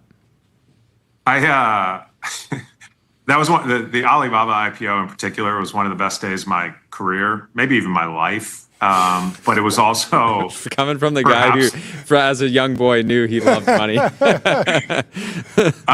I also was so friggin' nervous that honestly, when you just said that, I was tingling, remembering it. We were in our beautiful ballroom that morning, and Jet Li was there, Masa, and Jack, and Jimmy Lee, who's departed, who's a iconic and legendary JP Morgan banker. He kind of sidled up to me. He's like, "Hey, Tom, did you guys test this thing at all? Like, is this actually going to work? Because you're about to get a gazillion retail orders." Good God, next Friday, it's going to make Alibaba look like child's play. So Adina at the NASDAQ is fantastic, and the NASDAQ is fantastic. Oh man, it still makes me nervous. But to answer your question, I think a Friday's fine. There will be awesome price discovery on Friday, and you're going to see extreme volatility for the first hour. That's nobody's fault. That's called markets. Could it be better? Could there be better mechanisms that could be put in place to smooth it out? Yes, and we should all strive to get there. I just went through an IPO. I have 1,000 things that need to change. I think blockchain technology can be very, very helpful in the future. And I think you're going to see more capital formation on blockchain rails because it can do just that. But high volatility to be expected. It's going to calm down dramatically through the day, and it won't be a problem getting through the weekend because there's not going to be any substantive new news. Right. Thank you so much for coming on the show. It was fun. Maybe you should come back on. Maybe you should come back on next Friday. Yeah, we got to do it. This was super fun. Boy. This is fantastic. Yeah. We'll talk to you soon. Yeah, great to hang, Tom. Great to meet you. Have a good one. Let me tell you about Railway. Railway is the all-in-one intelligent cloud provider. Use your favorite agents to deploy your web apps, servers, databases, and more, while Railway automatically takes care of scaling, monitoring, and security. Our next guest is Nikesh Arora from Palo Alto Networks. He's the chairman and CEO, friend of the show. Welcome back, Nikesh. Great to see you. How are you doing? I'm doing great, gentlemen. How are you? We're doing well as we're doing great. It's been too long. Let me see those watches.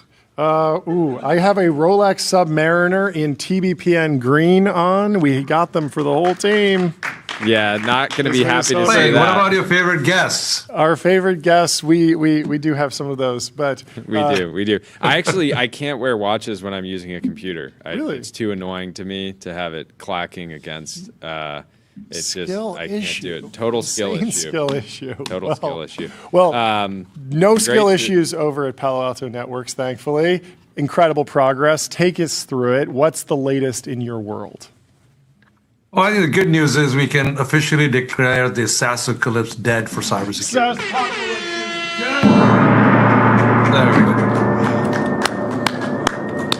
Why? Why is it dead? Like, were you surprised? Who killed it? That it took so long? It obviously has only been what, a couple months, but still. Oh, the good news, it gave every one of our happy shareholders a buying opportunities is good. Yeah. So Yeah. There you go. it took a few months because I think, look, the general tendency in the market was AI is going to eat every piece of software and it's going to be amazing and it's going to take care of it. Now, AI is good, but even now, the false positive rate on unaided models is 25%, right? Yeah. So if I don't explain the harness, if I don't explain the context, if I don't explain what the code is trying to do, the model still gets 1 out of 4 wrong. Yeah.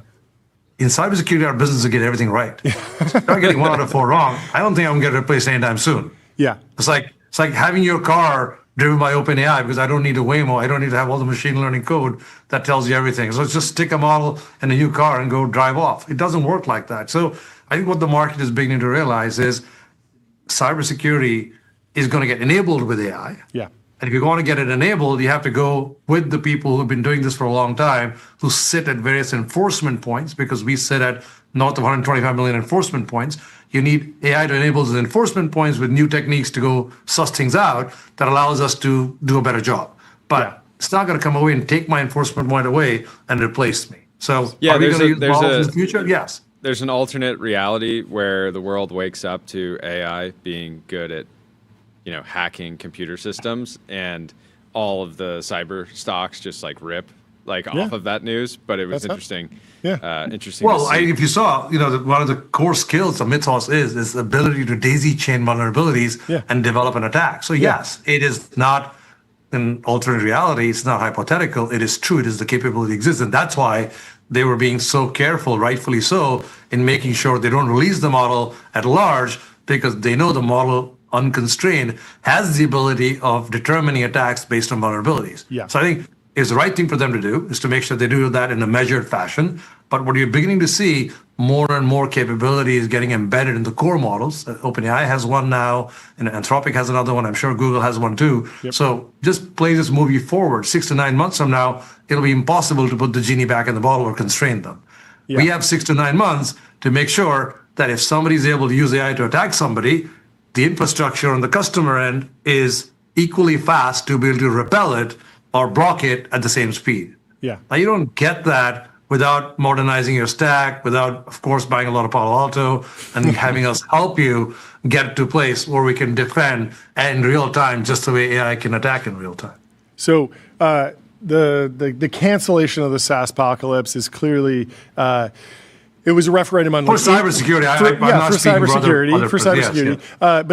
But the claim was AI will make Palo Alto Networks business worse, and I think that's been disproven. We've discussed that. The bigger question I have is, how does AI make your business better? Is it just the demand side because there are more threats than ever, so people have to buy more Palo Alto, or are there other things happening internal to the organization that are making you more efficient, higher growth? Like, what are the other levers that are being pulled in the AI era? Well, AI will impact in multiple places, right? The first place is the amount of build out that's happening across the world on AI means that more bits are going to be traveling across networks, right? Everybody's trying to deploy AI, collect more data. Remember, cybersecurity is the inspection business. We inspect every bit. We're the TSA of the internet, right? Every bit has to go through a firewall. Every bit has to go through a product that looks at the bit, say, good bit, bad bit, stay away, good bit can go. If you're going to explode the amount of traffic in technology in the world, you're going to need more cybersecurity capabilities. That's one. That drives more traffic, drives more demand. I think the other part is capability. AI models are good at certain things. The question is, how can we take their false positive rate from 25% down to 0 and leverage them in what we do? And that's happening right now. We're all looking at how to take certain categories of cybersecurity, embed AI into them to make sure we build a better product for the customer from a protection perspective. And of course, like you said, there's a third aspect where we can all use AI internally in our business to make it much more efficient. And I always maintained, as I said, perhaps last time I was with you, that AI will democratize intelligence. Which means the average. Yeah, you said efficient, and it feels like you're a leader in this efficiency moment where so many companies are token maxing. We saw $500 million bills going out. When I saw the Palo Alto Network's headline of using AI, using Mythos to find critical bugs, the bill was token min. I don't know what happened, but you only spent $1 million. What's going on? Is this a cultural thing? Are you already looking at ROI? Are you ahead of the ball there? No, or are you is it more like a scalpel? You use it just where you need? Like, what is the actual token maxing, token leaderboard, token ROI maxing? What are you doing? Well, remember, we have parsed our efforts into what is extremely critical in crown jewels.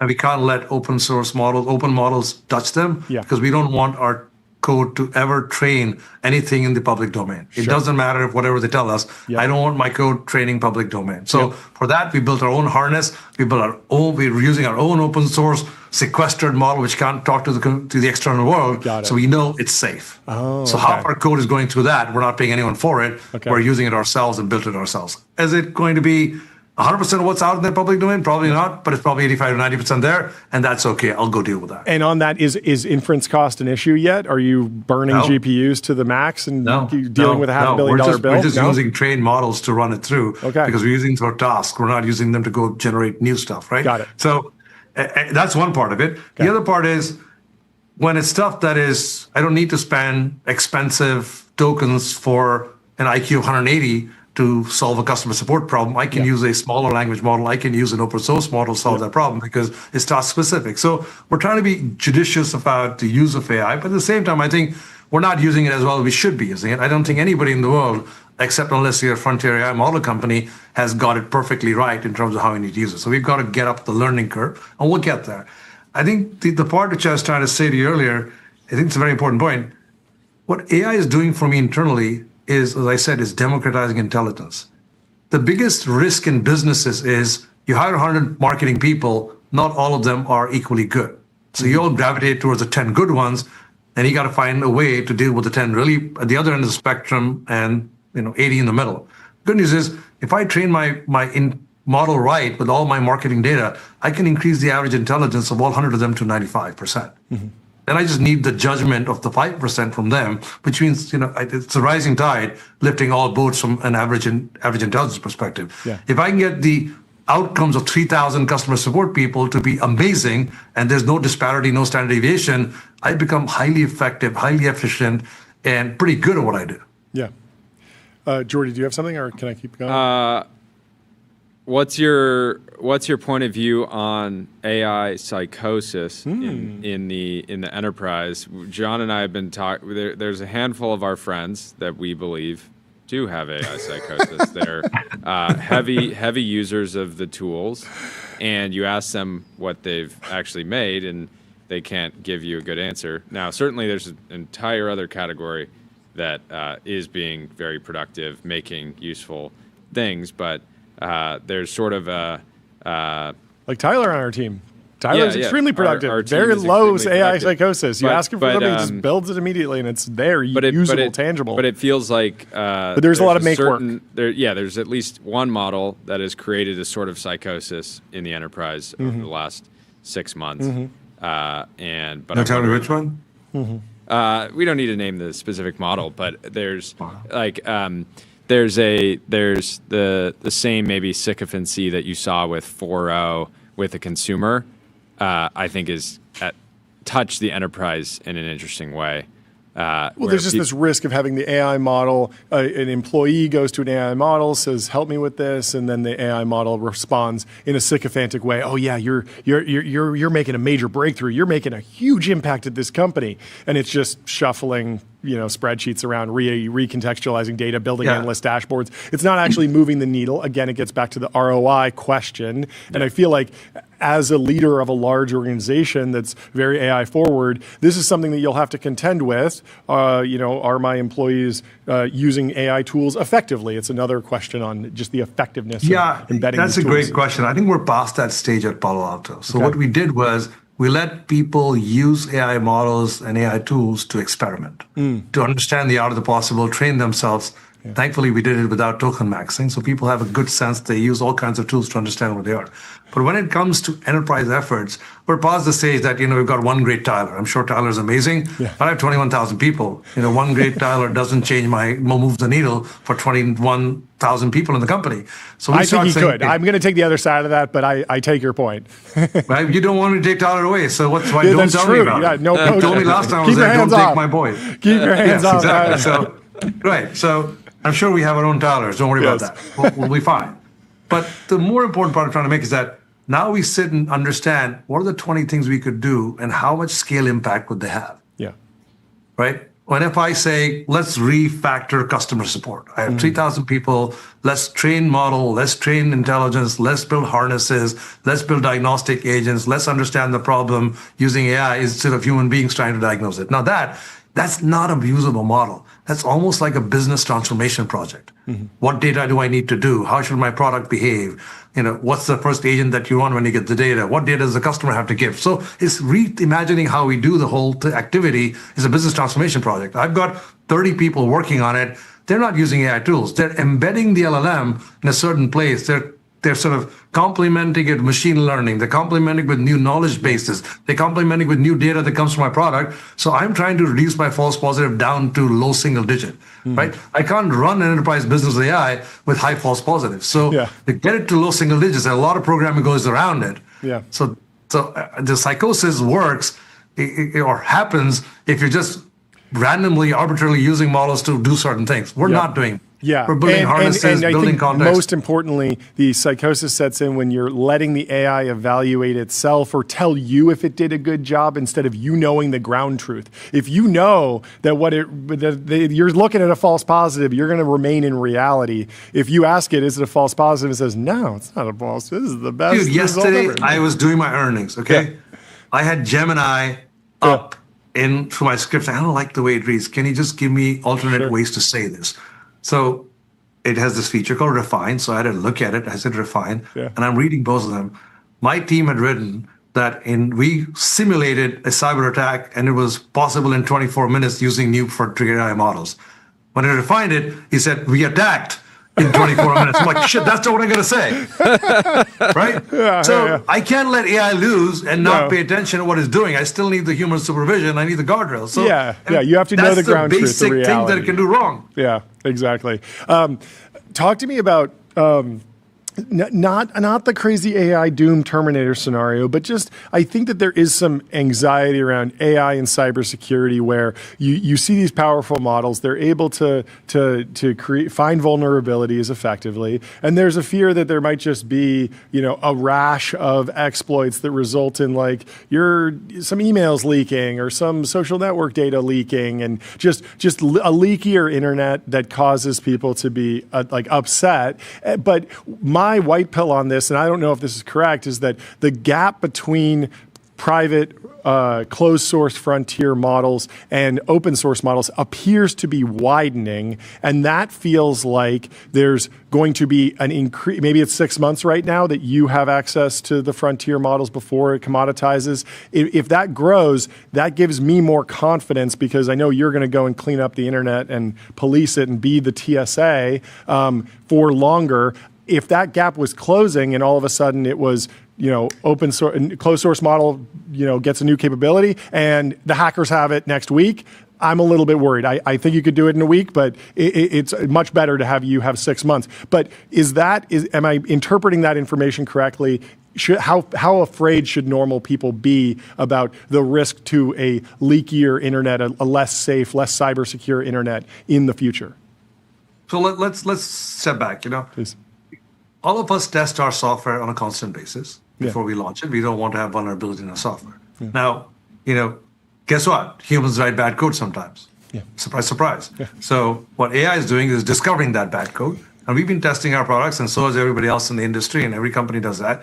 And on average, we used to find 4 or 5 issues every month, and we'd go build a patch, and we'll fix, 108 products, we'll fix the patch every month and put a patch out there. What we found in the last 6 weeks was what would have taken us 5 to 7 years to find.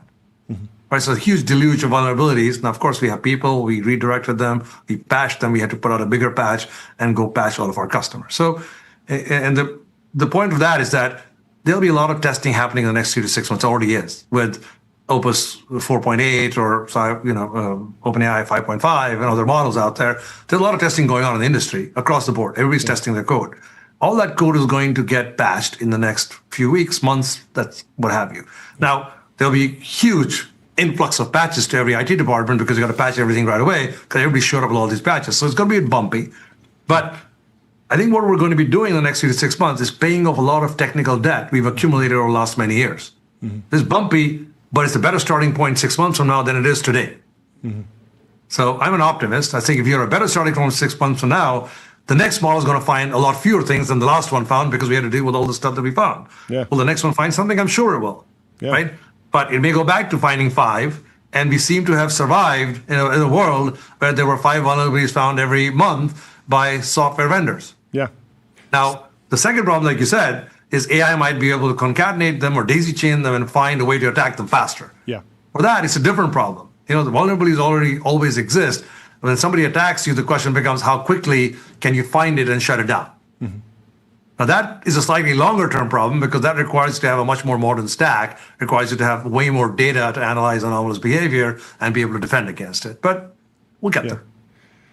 Pay down all the technical debt, start building technical equity. I like to hear it. Well, this is why AI is so exciting. Yeah. You can do 5 to 7 years of work in a month. Months, yeah. It's amazing. I think it's amazing. The only thing we have is we have to find a way of getting 21,000 people transformed without AI psychosis to amazing leveragers of AI. So they're using it in their day-to-day life and trying to treat it as their assistant as opposed to be afraid of it. Yeah. Yeah. I love it. Last question. I don't want to get too geopolitical, but I want to know about America's compute advantage or the AI race in the context of cybersecurity, because there has been this debate over our data centers the nuclear bombs, or are the weights the nuclear bombs? If the weights were stolen by a North Korean hacker firm, they could wreak havoc. But I don't know if that's real, because I think you have to actually go and inference these massive models, millions of times, and test every little system to find the actual exploits, to actually do the hacking. And so another maybe white pill for America and the American internet remaining secure is that as we build more infrastructure, more data centers, more GPU racks, we are able to do more of good guy inference, more cybersecurity, more testing, and our systems become more secure relative to the near peer competitors that might want to hack us but have not invested enough in energy and compute capacity. Well, let's back up. Look, we're all eternal technology optimists, right? We're from Silicon Valley. We hang out here. 99% of use cases we talk about AI are good use cases. AI is doing amazing things. It's going to do drug discovery. It's going to do a whole bunch of positive stuff. It's going to get rid of mundane things that we don't have to do. So generally, being an AI optimist is a good thing. Does America have an advantage? Yes. We are building on the last lead in the technological revolution from last go round, right? Where all the hyperscalers live? Where do all the large consumer tech companies live? Where do all the cybersecurity companies live? 90% live in the United States, right? So we have the core of building the next wave of technology on the back of the last amount of success we've had. And I think all the efforts you're seeing, whether you're seeing it from the recent executive order on cybersecurity, whether you're seeing it around investment in chips, or whether you're seeing it around investment in electricity, everything else, we are trying to build the underpinnings of building an amazing future with AI with us. Now, does it mean there will be an edge case of single-digit percentages where people will try and use it for bad things? Sure. Every technology, every invention has had people using it for bad things. Can we protect against this? Yes, we will have to protect against this. Will there be some notable mishaps? Most likely. It's happened. We have 2,000 ransomware attacks a year. Fine, we move on, we go solve them, life moves on, we fix them, we move through it. So I think you have to take an optimistic outlook. Now, can models be distilled? Yes. Can weights get reappropriated? No, it doesn't look like you need to, because every 3 months somebody seems to build the same capability open source. They're picking it out. So, and do they need the 3-month advantage or not? I think they'll get the advantage. I think the key is going to be is we have to keep sort of marching along and making sure that our infrastructure is up to speed so we can actually match sort of defense with the speed at which offense can happen. And it's always been an asymmetric battle. Cybersecurity has always had to be right 100% of the time, and the bad guys are right once. They don't need a lot of compute. They can go rent compute and come after an enterprise if they so choose to do so. And this game of cat and mouse will continue. Last question. How much of your time is spent on quantum? A lot. So what's interesting is we launched a capability where we can assess people's quantum cryptography readiness. Yeah.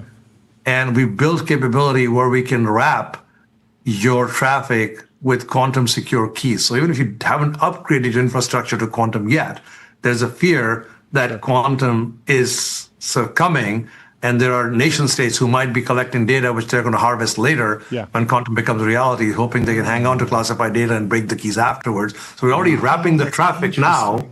Yes. That's really cool. If you know there's classified data, and you can start sucking the data out, say, I don't know what's in it, but it's classified. But I'm going to break it as soon as quantum's ready. And I'm pretty sure nation states will have quantum capability much before it's commercially available. Wow. That's amazing. So, I love that you're already working on that. That's so. So we have a quantum wrapper. You can buy a wrapper from us. You can go look at do full cryptographic inventory. We can encrypt the traffic with quantum secure today across your sort of traffic nodes and make sure that your data can be intercepted. I love it. Thank you. Thank you for doing that, and then also thank you for coming on the show. It's fantastic to catch up with you. Great update. Congratulations on all the progress, and thank you for canceling the SaaS apocalypse, at least in cybersecurity. We're going to cancel the SaaS apocalypse everywhere. We're going to cancel all apocalypses eventually. Sounds like a plan. Have a great rest of your day. Thank you so much. We'll talk to you soon. Goodbye. Speaking of a company that canceled the SaaS apocalypse, we got Figma. Agents meet the canvas. Your AI agents can now create and modify your Figma files with design system context. And we got a timeline post here somewhat related to Figma design. Teddy said he couldn't decide on art to hang on his apartment walls, so he built a drawing machine to decide for him. This is a very cool little hack project, I guess, that it will move the weights so that it can draw on an X and Y axis. It can generate an image, and then it can draw it with a pencil or a pen that you reload, and it can pick an image and draw a different thing every day. I thought that was a calling cool it a hack generative pen trained transformer. Yeah, Theodore.net. What a good domain name for just an individual like solo creator. It's a generative pre-trained transformer, pen-trained transformer, of course. We'll go check it out. But we have our next guest in the waiting room. We have Henri Stern from Privy back on the show. Welcome back. How you doing? Are you at the Rainforest Cafe? Are you at the Rainforest Cafe? I'm at the Rainforest Cafe. I'm in Europe because, in fact, TBPN is the TBPN of Europe. Oh, amazing. But I'm calling in from Amsterdam. Fantastic. What brings you to Amsterdam? Work? Money 2020. Okay. Nice. This is a fintech conference. Yes, and I imagine you're speaking, networking. Yes, all of the above. We launched a few products. We had a great launch with Deal today to enable contractors to basically receive stable coins globally and do a number of things with them, and then speaking, meeting customers, all of that. Yeah, that makes a lot of sense. Deal's been really ahead of the curve on that. So Deal's been dealing with stable coins for quite a long time. Oh yeah, did they have their own in-house solution? Like what is the nature of the partnership? How does it change? Like what was the before era like? So I think the before era, they had done a few products to enable people to, I believe, they'd experimented a lot in the space, but this is basically the coming together, I think, of the full package where they're doing three things really. One is enabling any business to pay out their contractors in stable. So if the contractor so chooses, they can receive basically stable assets as payment no matter where they are. And they're starting rollout in Argentina, but moving a lot from there. Two is they're basically putting out a wallet app. Doesn't look like that at all. It just looks like an account where you can receive your payment, but that allows you to basically hold a balance, earn on the balance, so really a savings account in many ways, and then basically spend from the balance. And so this is, sort of the whole package coming together in an exciting way. And then the third thing is that they are actually issuing their own stablecoins, so they can have a lot more control over how the underlying treasury is managed and so on and so forth. And so from the Privy standpoint, I've been very focused on the wallets and how do you connect all of these pieces together. But then obviously across Stripe, we've been working with them on a number of products. So it's been kind of fun to watch all these products coming together really well. Yeah. So I imagine. So this is like the announcement from their side is really they're in consumer fintech now. Exactly. Very cool. I imagine internationally there aren't like spending the stablecoins. I understand receiving for contractor payments makes a ton of sense. Earning on the money that's in the account, that makes a ton of sense. But I imagine actually living your life in any country, even in America, it is still hard to go and spend stable coins, or is it not because there's credit card infrastructure that can be tied in very quickly? Like, what does it actually take to like run your life if you're a contractor in Brazil or Egypt or Thailand and you make money from deal, they pay you in stable coins, you winds up in a wallet, you're very happy with your interest that you're getting, but then you want to go live your life. You want to pay your rent. You also you effectively want to be able to send wires and peer-to-peer payments and also buy food and get money from an ATM at some point. Like, how does that all work? Yeah, no, it's a great question. And I think this is the part that's very exciting is kind of how the whole space is getting stitched together. So at a high level at this point, there's just a huge explosion in the usage of stablecoin cards that enable you basically to settle directly on traditional rails like Visa and MasterCard from your stablecoin balance directly. Yeah. So for the merchant accepting it, they don't have to think about this at all. It's the same experience as if they were getting a purchase from anyone else.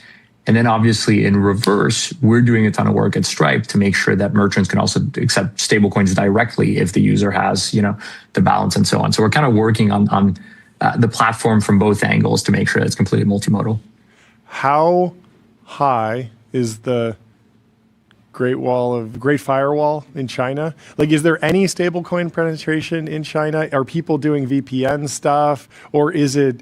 Because there were some tech companies, Apple obviously wound up working with China effectively. Airbnb was over there for a while as if you wanted to rent a place, because it's not like the countries are actively fighting. It's it's a tense rivalry, but there are companies that have been successful there. At the same time, Facebook not successful, Google not successful, Uber sort of was unable to get a foothold there. Tesla doing very great.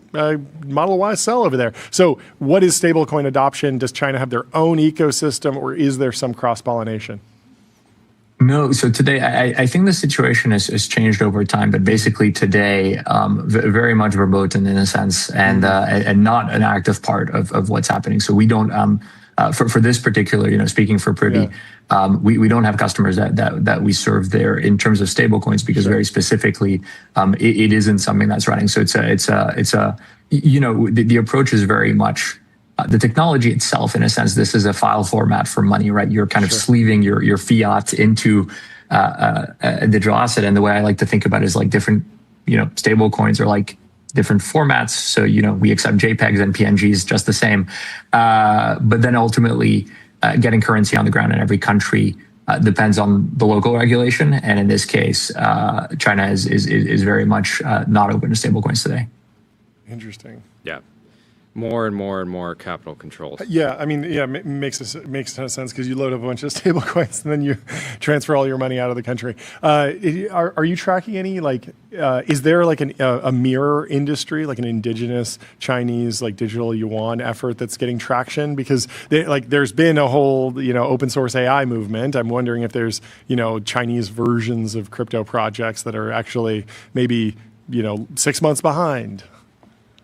It's a great question. I mean, to be honest, I don't know. Sure. I think the honest take is twofold, which is one, we've seen a ton of adoption in the US since Genius and with a lot of what's happening around Clarity. Yeah. And so that's kept us quite busy. Likewise, in Europe, and then the adoption in LATAM and other parts of Southeast Asia is huge.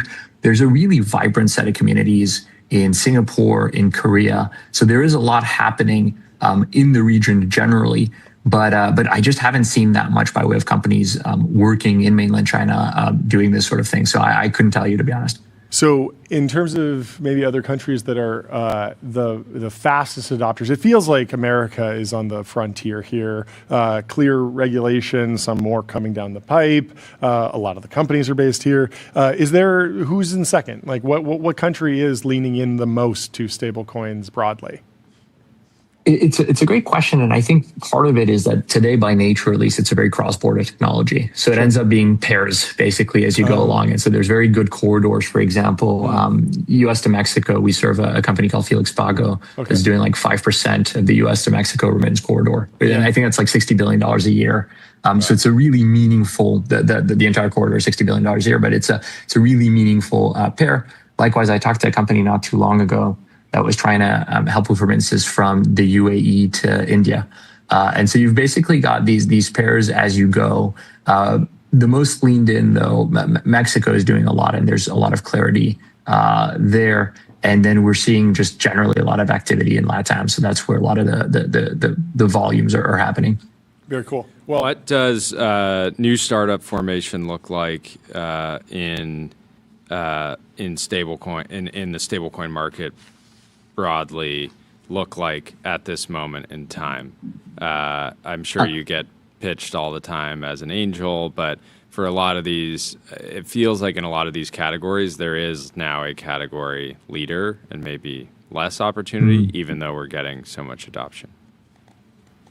Yeah, it's a great question. I think basically there's like two types, right? There's very pure software plays, and I think Privy was such a company in that we run cryptographic infra to enable people to do things. And then there's a lot of people who want to take care of like the data piping on the ground in various countries. So I think of these as money pipes in a sense, and you've got the software layer, and then you've got the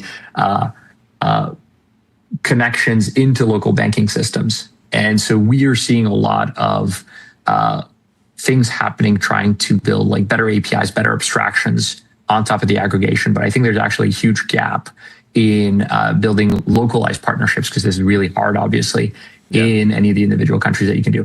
So that's one. And then the other, frankly, is we're seeing a lot of stuff around agentic commerce with people basically trying to build better control systems for agents to actually take these assets and pay with them. So this isn't actually stablecoin specific. There's a lot happening in fiat as well, and Stripe's doing a ton in the space, but it's broadly around like service discovery. How can you find what you can pay for and actually connect into it? It's around the actual protocols for delivering payment really easily via sort of agentic interfaces, LLMs, and so on. And it's about being able to actually sort of meter spend, so you don't get wrecked if your agent hallucinates. So those are probably like two of the super active areas that we're seeing. And then we're seeing just a lot more adoption. Is something that struck me at this Money 2020 in Amsterdam, which is a lot more institutional adoption, including from like larger banks and players who historically have been kind of waiting to come in. Amazing. Well, very cool. Enjoy the conference. Thank you so much for calling in. I'm sure it's late there. Enjoy the Rainforest Cafe. Enjoy the Rainforest Cafe, and we'll talk to you soon. Great to see you, Henry. Have a great rest of your day. Goodbye. Let me tell you about Shopify. Shopify is the commerce platform that grows with your business and lets you sell in seconds, online, in store, on mobile, on social, on marketplaces, and now with AI agents.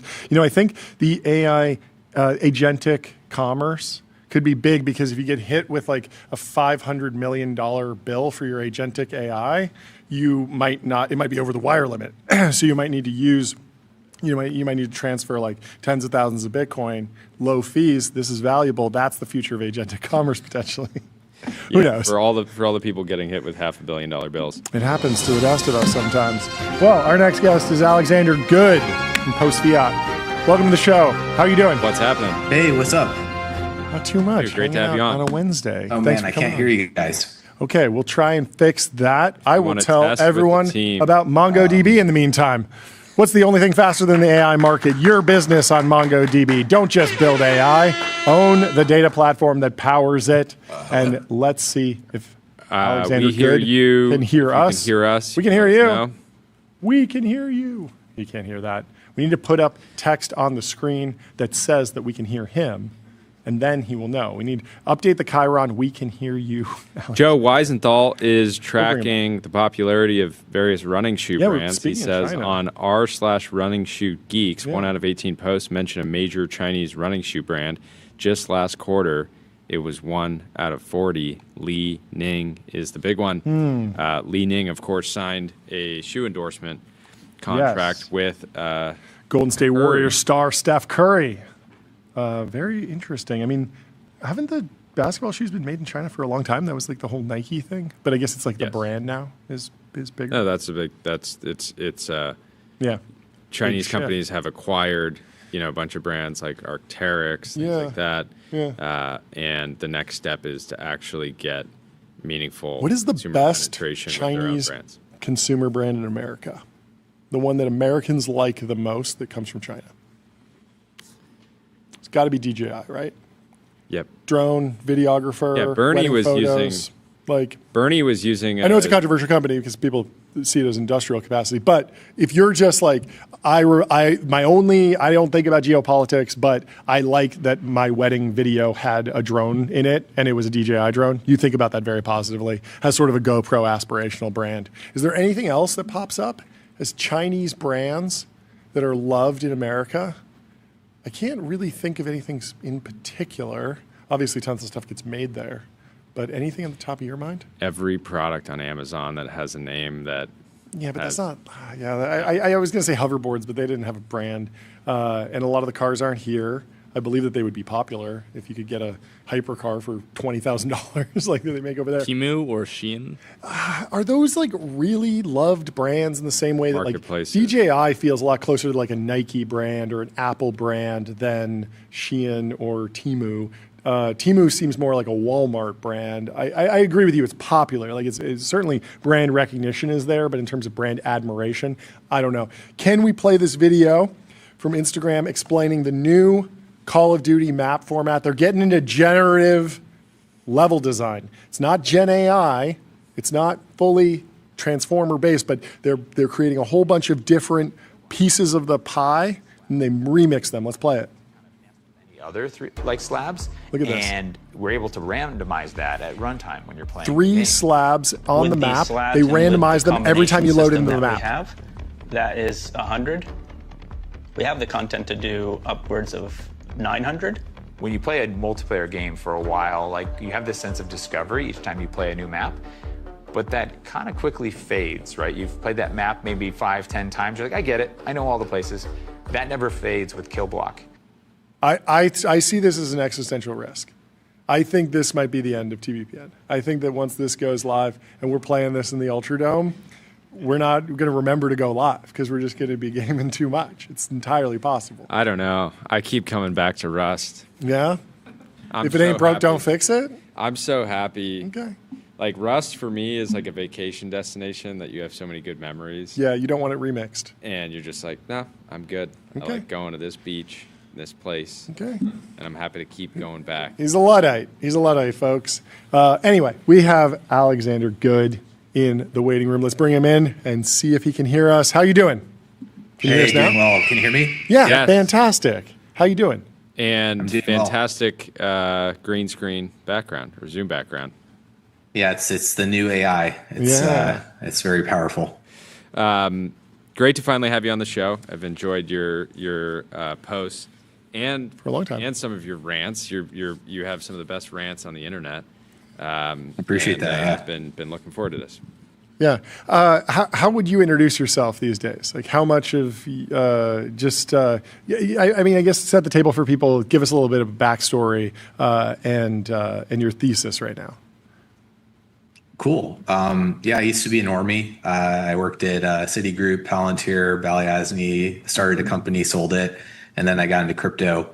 And AI changed a lot of obviously what I was working on and what many people were working on. And I was really just trying to figure out how to, I got very, very pilled early on the idea that AI would just destroy people's work product. Mm-hmm. And a lot of people are getting on that train now, but I guess I was on it in 2023. So a lot of the rants were coming from processing that and going through my own AI psychosis. And now I'm like now I'm like post psychosis. Now I'm just like I'm in a Codex terminal, working on building a protocol that hopefully can move the needle for people who own it, and also just our investors.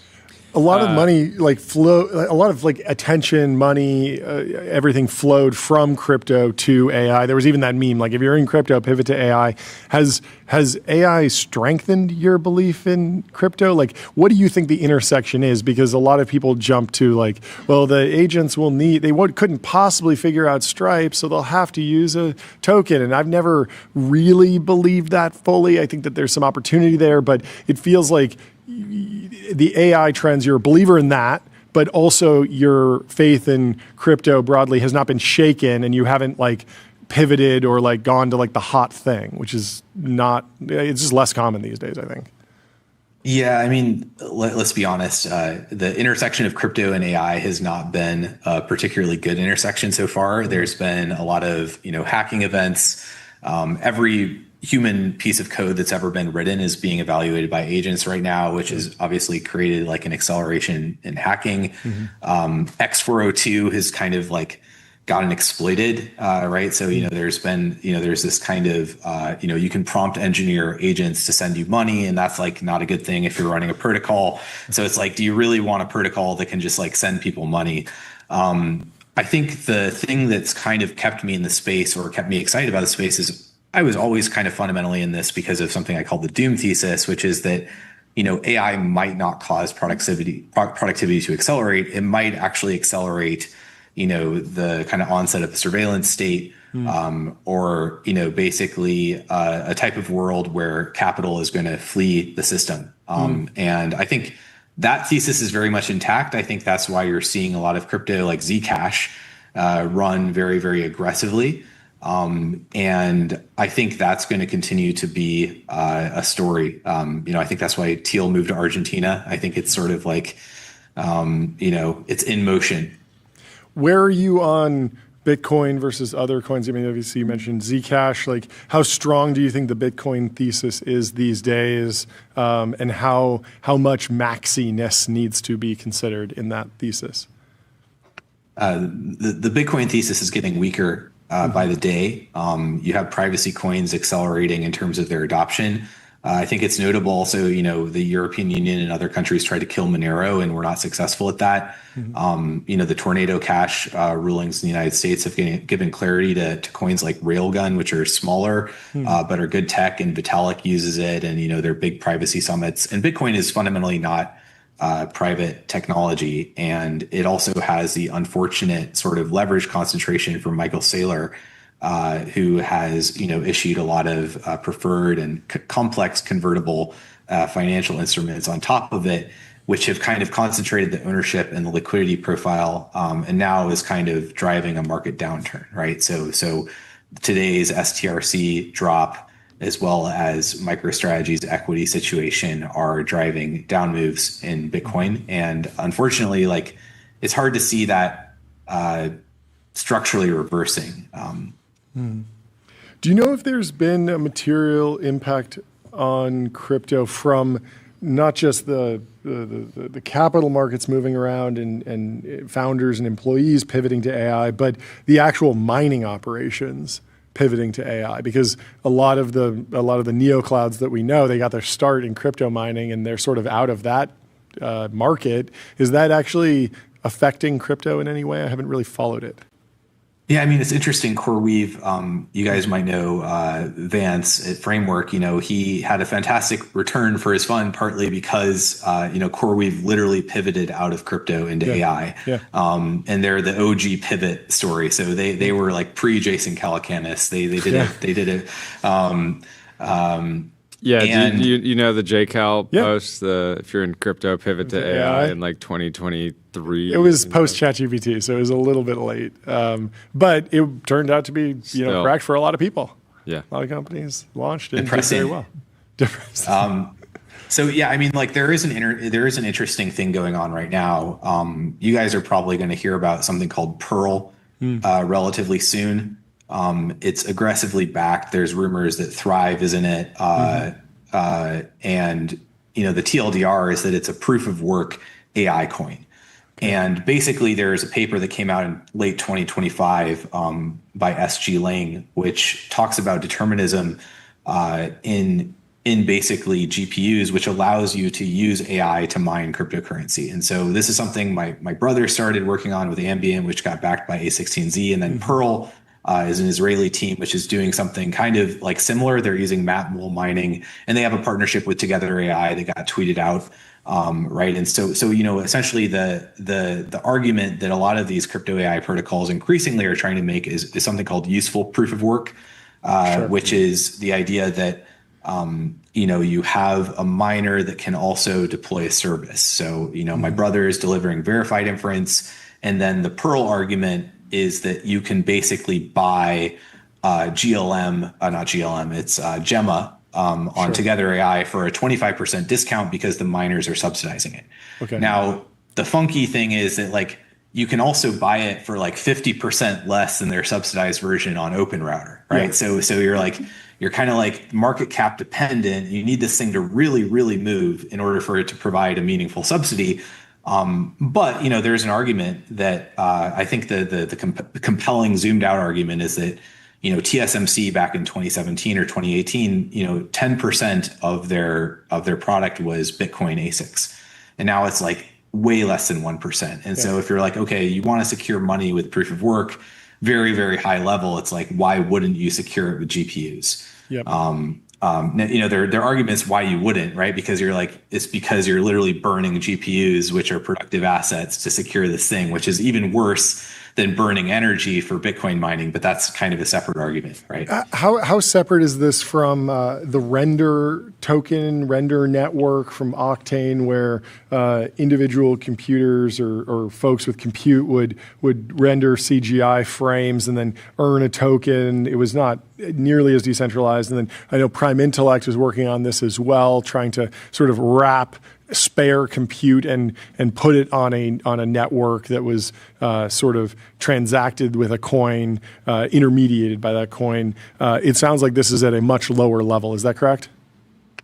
It's an architecture level. Render and a lot of these coins, including BitTensor, actually are stake coins, right? So they're not actually secured by the operation of a GPU. So this is kind of like this Pearl thing is a regime shift, and it's trading at like a $2 billion FDV on private. There's token sales, so it's starting to move. It's a relatively new story in crypto AI. My protocol is like a completely different bet. I think there are some interesting intersections of crypto and AI that people are probably less focused on, which is that all of crypto is open source. So actually, when you use Codex or you use these AI agents, they are like phenomenally good at crypto work because it's in the training data, and it's all open source. So if you screw something up, you can just be like, hey, can you just double check this with Railgun's implementation to make sure that we're doing the same thing? And then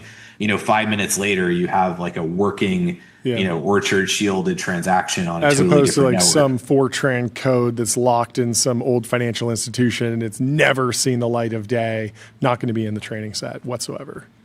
Exactly. And so there's like an OpEx efficiency argument in crypto because historically crypto has been like a very wasteful industry.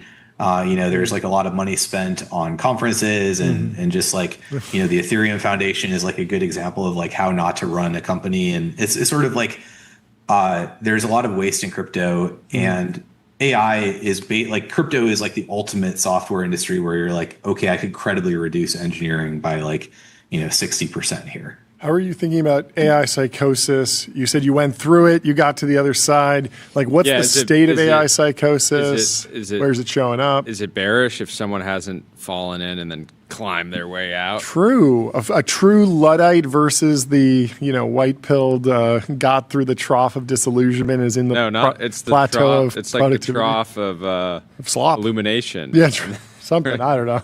But how are you thinking about it? Where's it cropping up? Where is it bad? What does it take to get out of it if you're in it?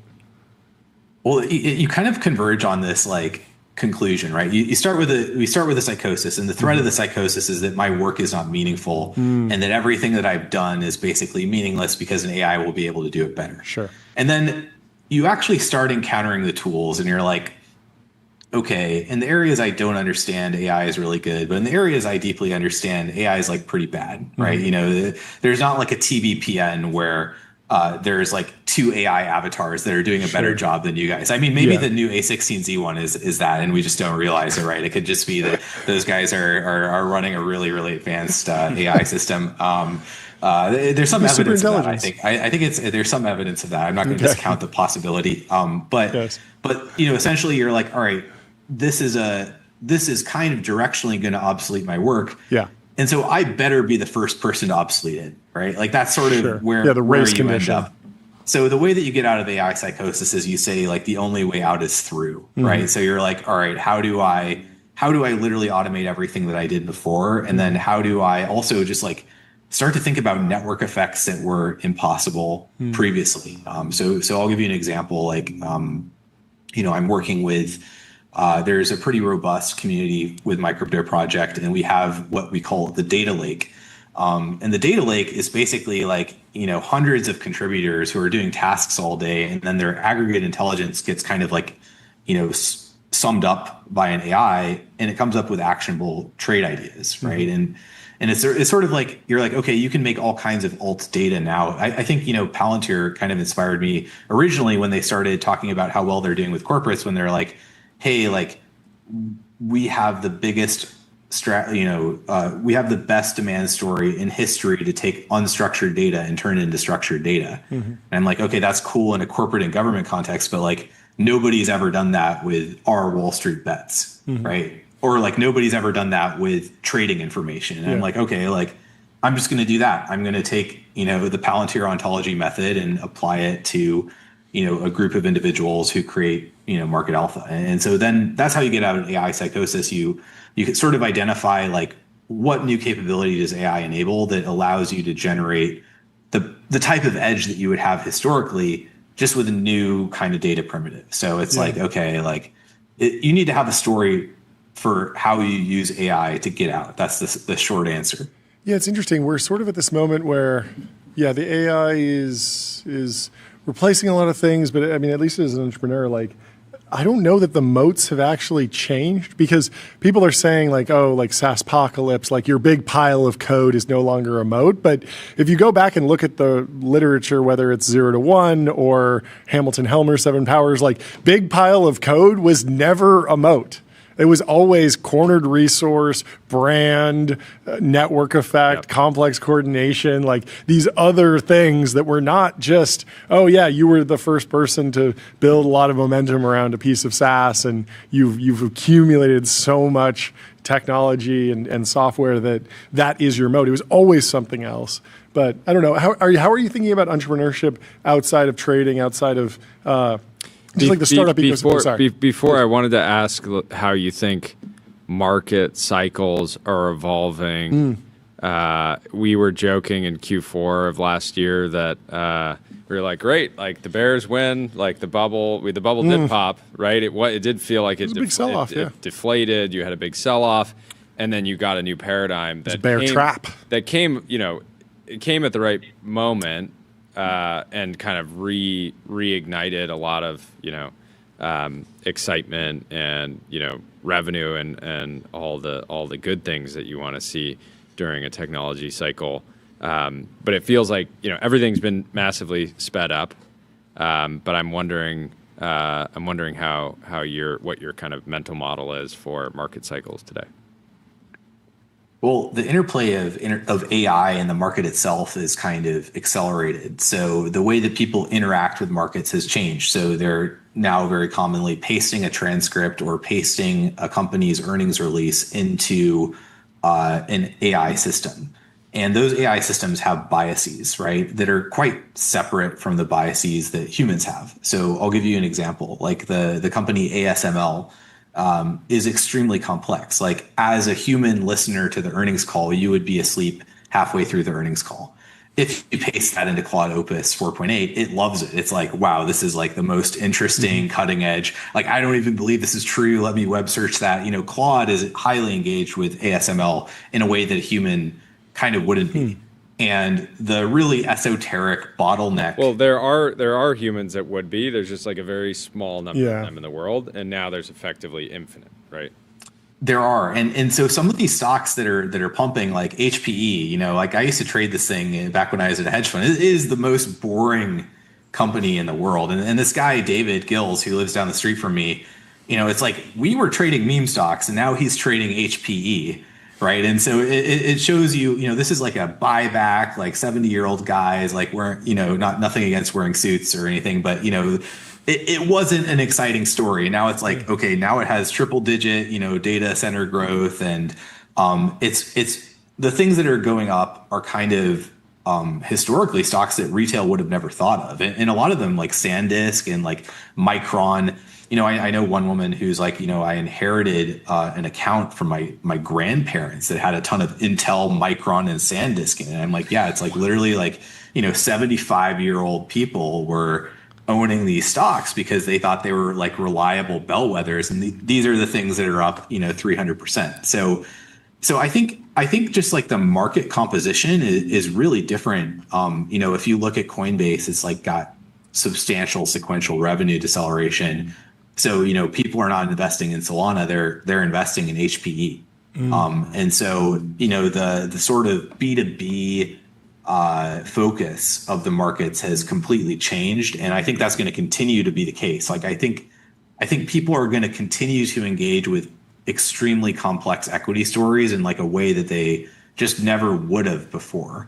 And I think that benefits like a lot of, you know, for example, in my industry, I think it is going to benefit coins with more complex technology stories. I think Zcash is a good example, where it's like, okay, like there are encryption technologies that are moving forward, that are esoteric, that are hard to understand, that wouldn't have generated engagement before, but now like the UX of the user interacting with is like, I just copy pasted this into Claude and it says it's the best. Sure. How does lore play into those stories? I feel like I heard, I don't know if it's Zcash, but there was one about like they brought 8 people together and they all had different pieces of the key, and they were all like, they brought a journalist with, and there were different computers, and they broke the computers, and it was like building all this lore. Obviously the Satoshi story is like extremely lore filled. Even the Vitalik story is like, you know, build something you want. Like, and it feels like like starting the perpetual motion machine of some of these projects is important. How does that change? You know, I want to say lore becomes less important, just because the stories that I just shared with you, you know, like HPE or some of the Intel, like nobody knows who Intel CEO is, right? Sure. It's like, and it's like nobody is like invested in this story, right? Right? Yeah, so are you saying they still think Pat Gelsinger's running the place or what? I think people just don't know, right? I think that's the sort of real story is that Micron, like, I don't think people know what Micron does. It's like $1 trillion, you know, memory bottleneck company. And so I think lore becomes less important in one way. The more contrarian view that I have is that IP universes become a lot more valuable.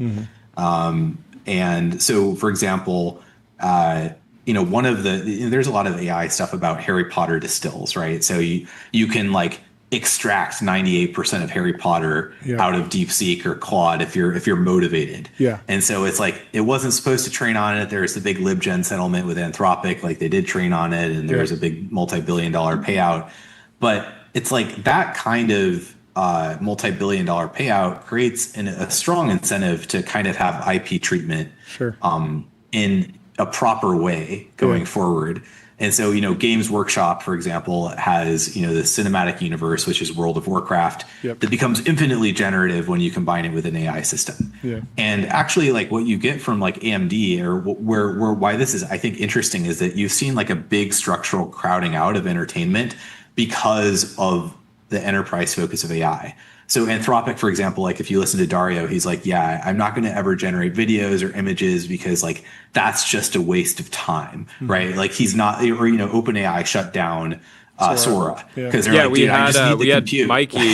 had Mikey from Suno on today announcing a big round, but he has had the blessing of a lot of his would-be, you know, the most intense competitors he could have had to just deprioritize entertainment because it might be $20 billion market instead of a, $2 trillion market.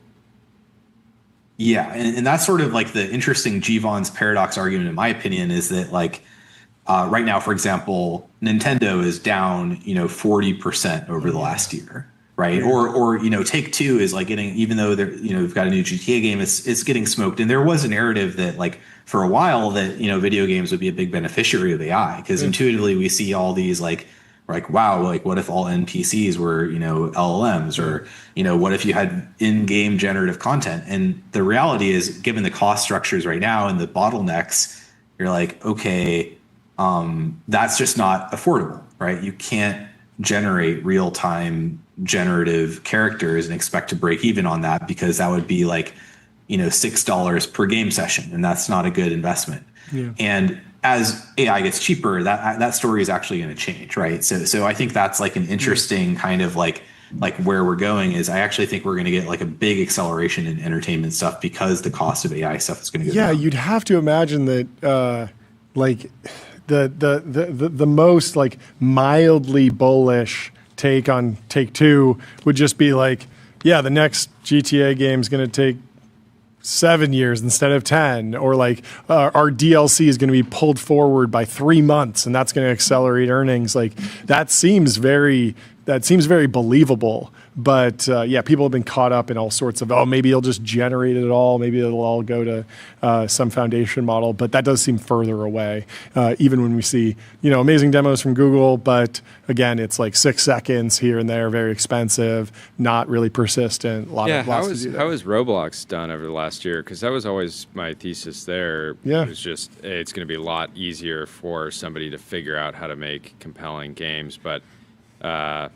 down 50% in the last 6 months. Yeah, not good. Yeah, these things are very, very bleak. Very bleak. Shouldn't be. Anyway, hopefully they build back. I'm optimistic. I like Roblox. Well, thank you so much for coming on the show. Yeah, it was great to finally have you on. Yeah, it was a great hang. Let's do it. Let's do it again. Let's do it again soon. All right. See you. Have a good one. Cheers. Goodbye.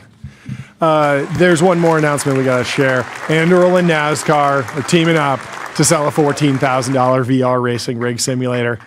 Palmer Luckey's back in the VR business. He already was with the Eagle Eye headset, but he's back in the consumer entertainment VR industry with this. Of course, he's not making the actual headset.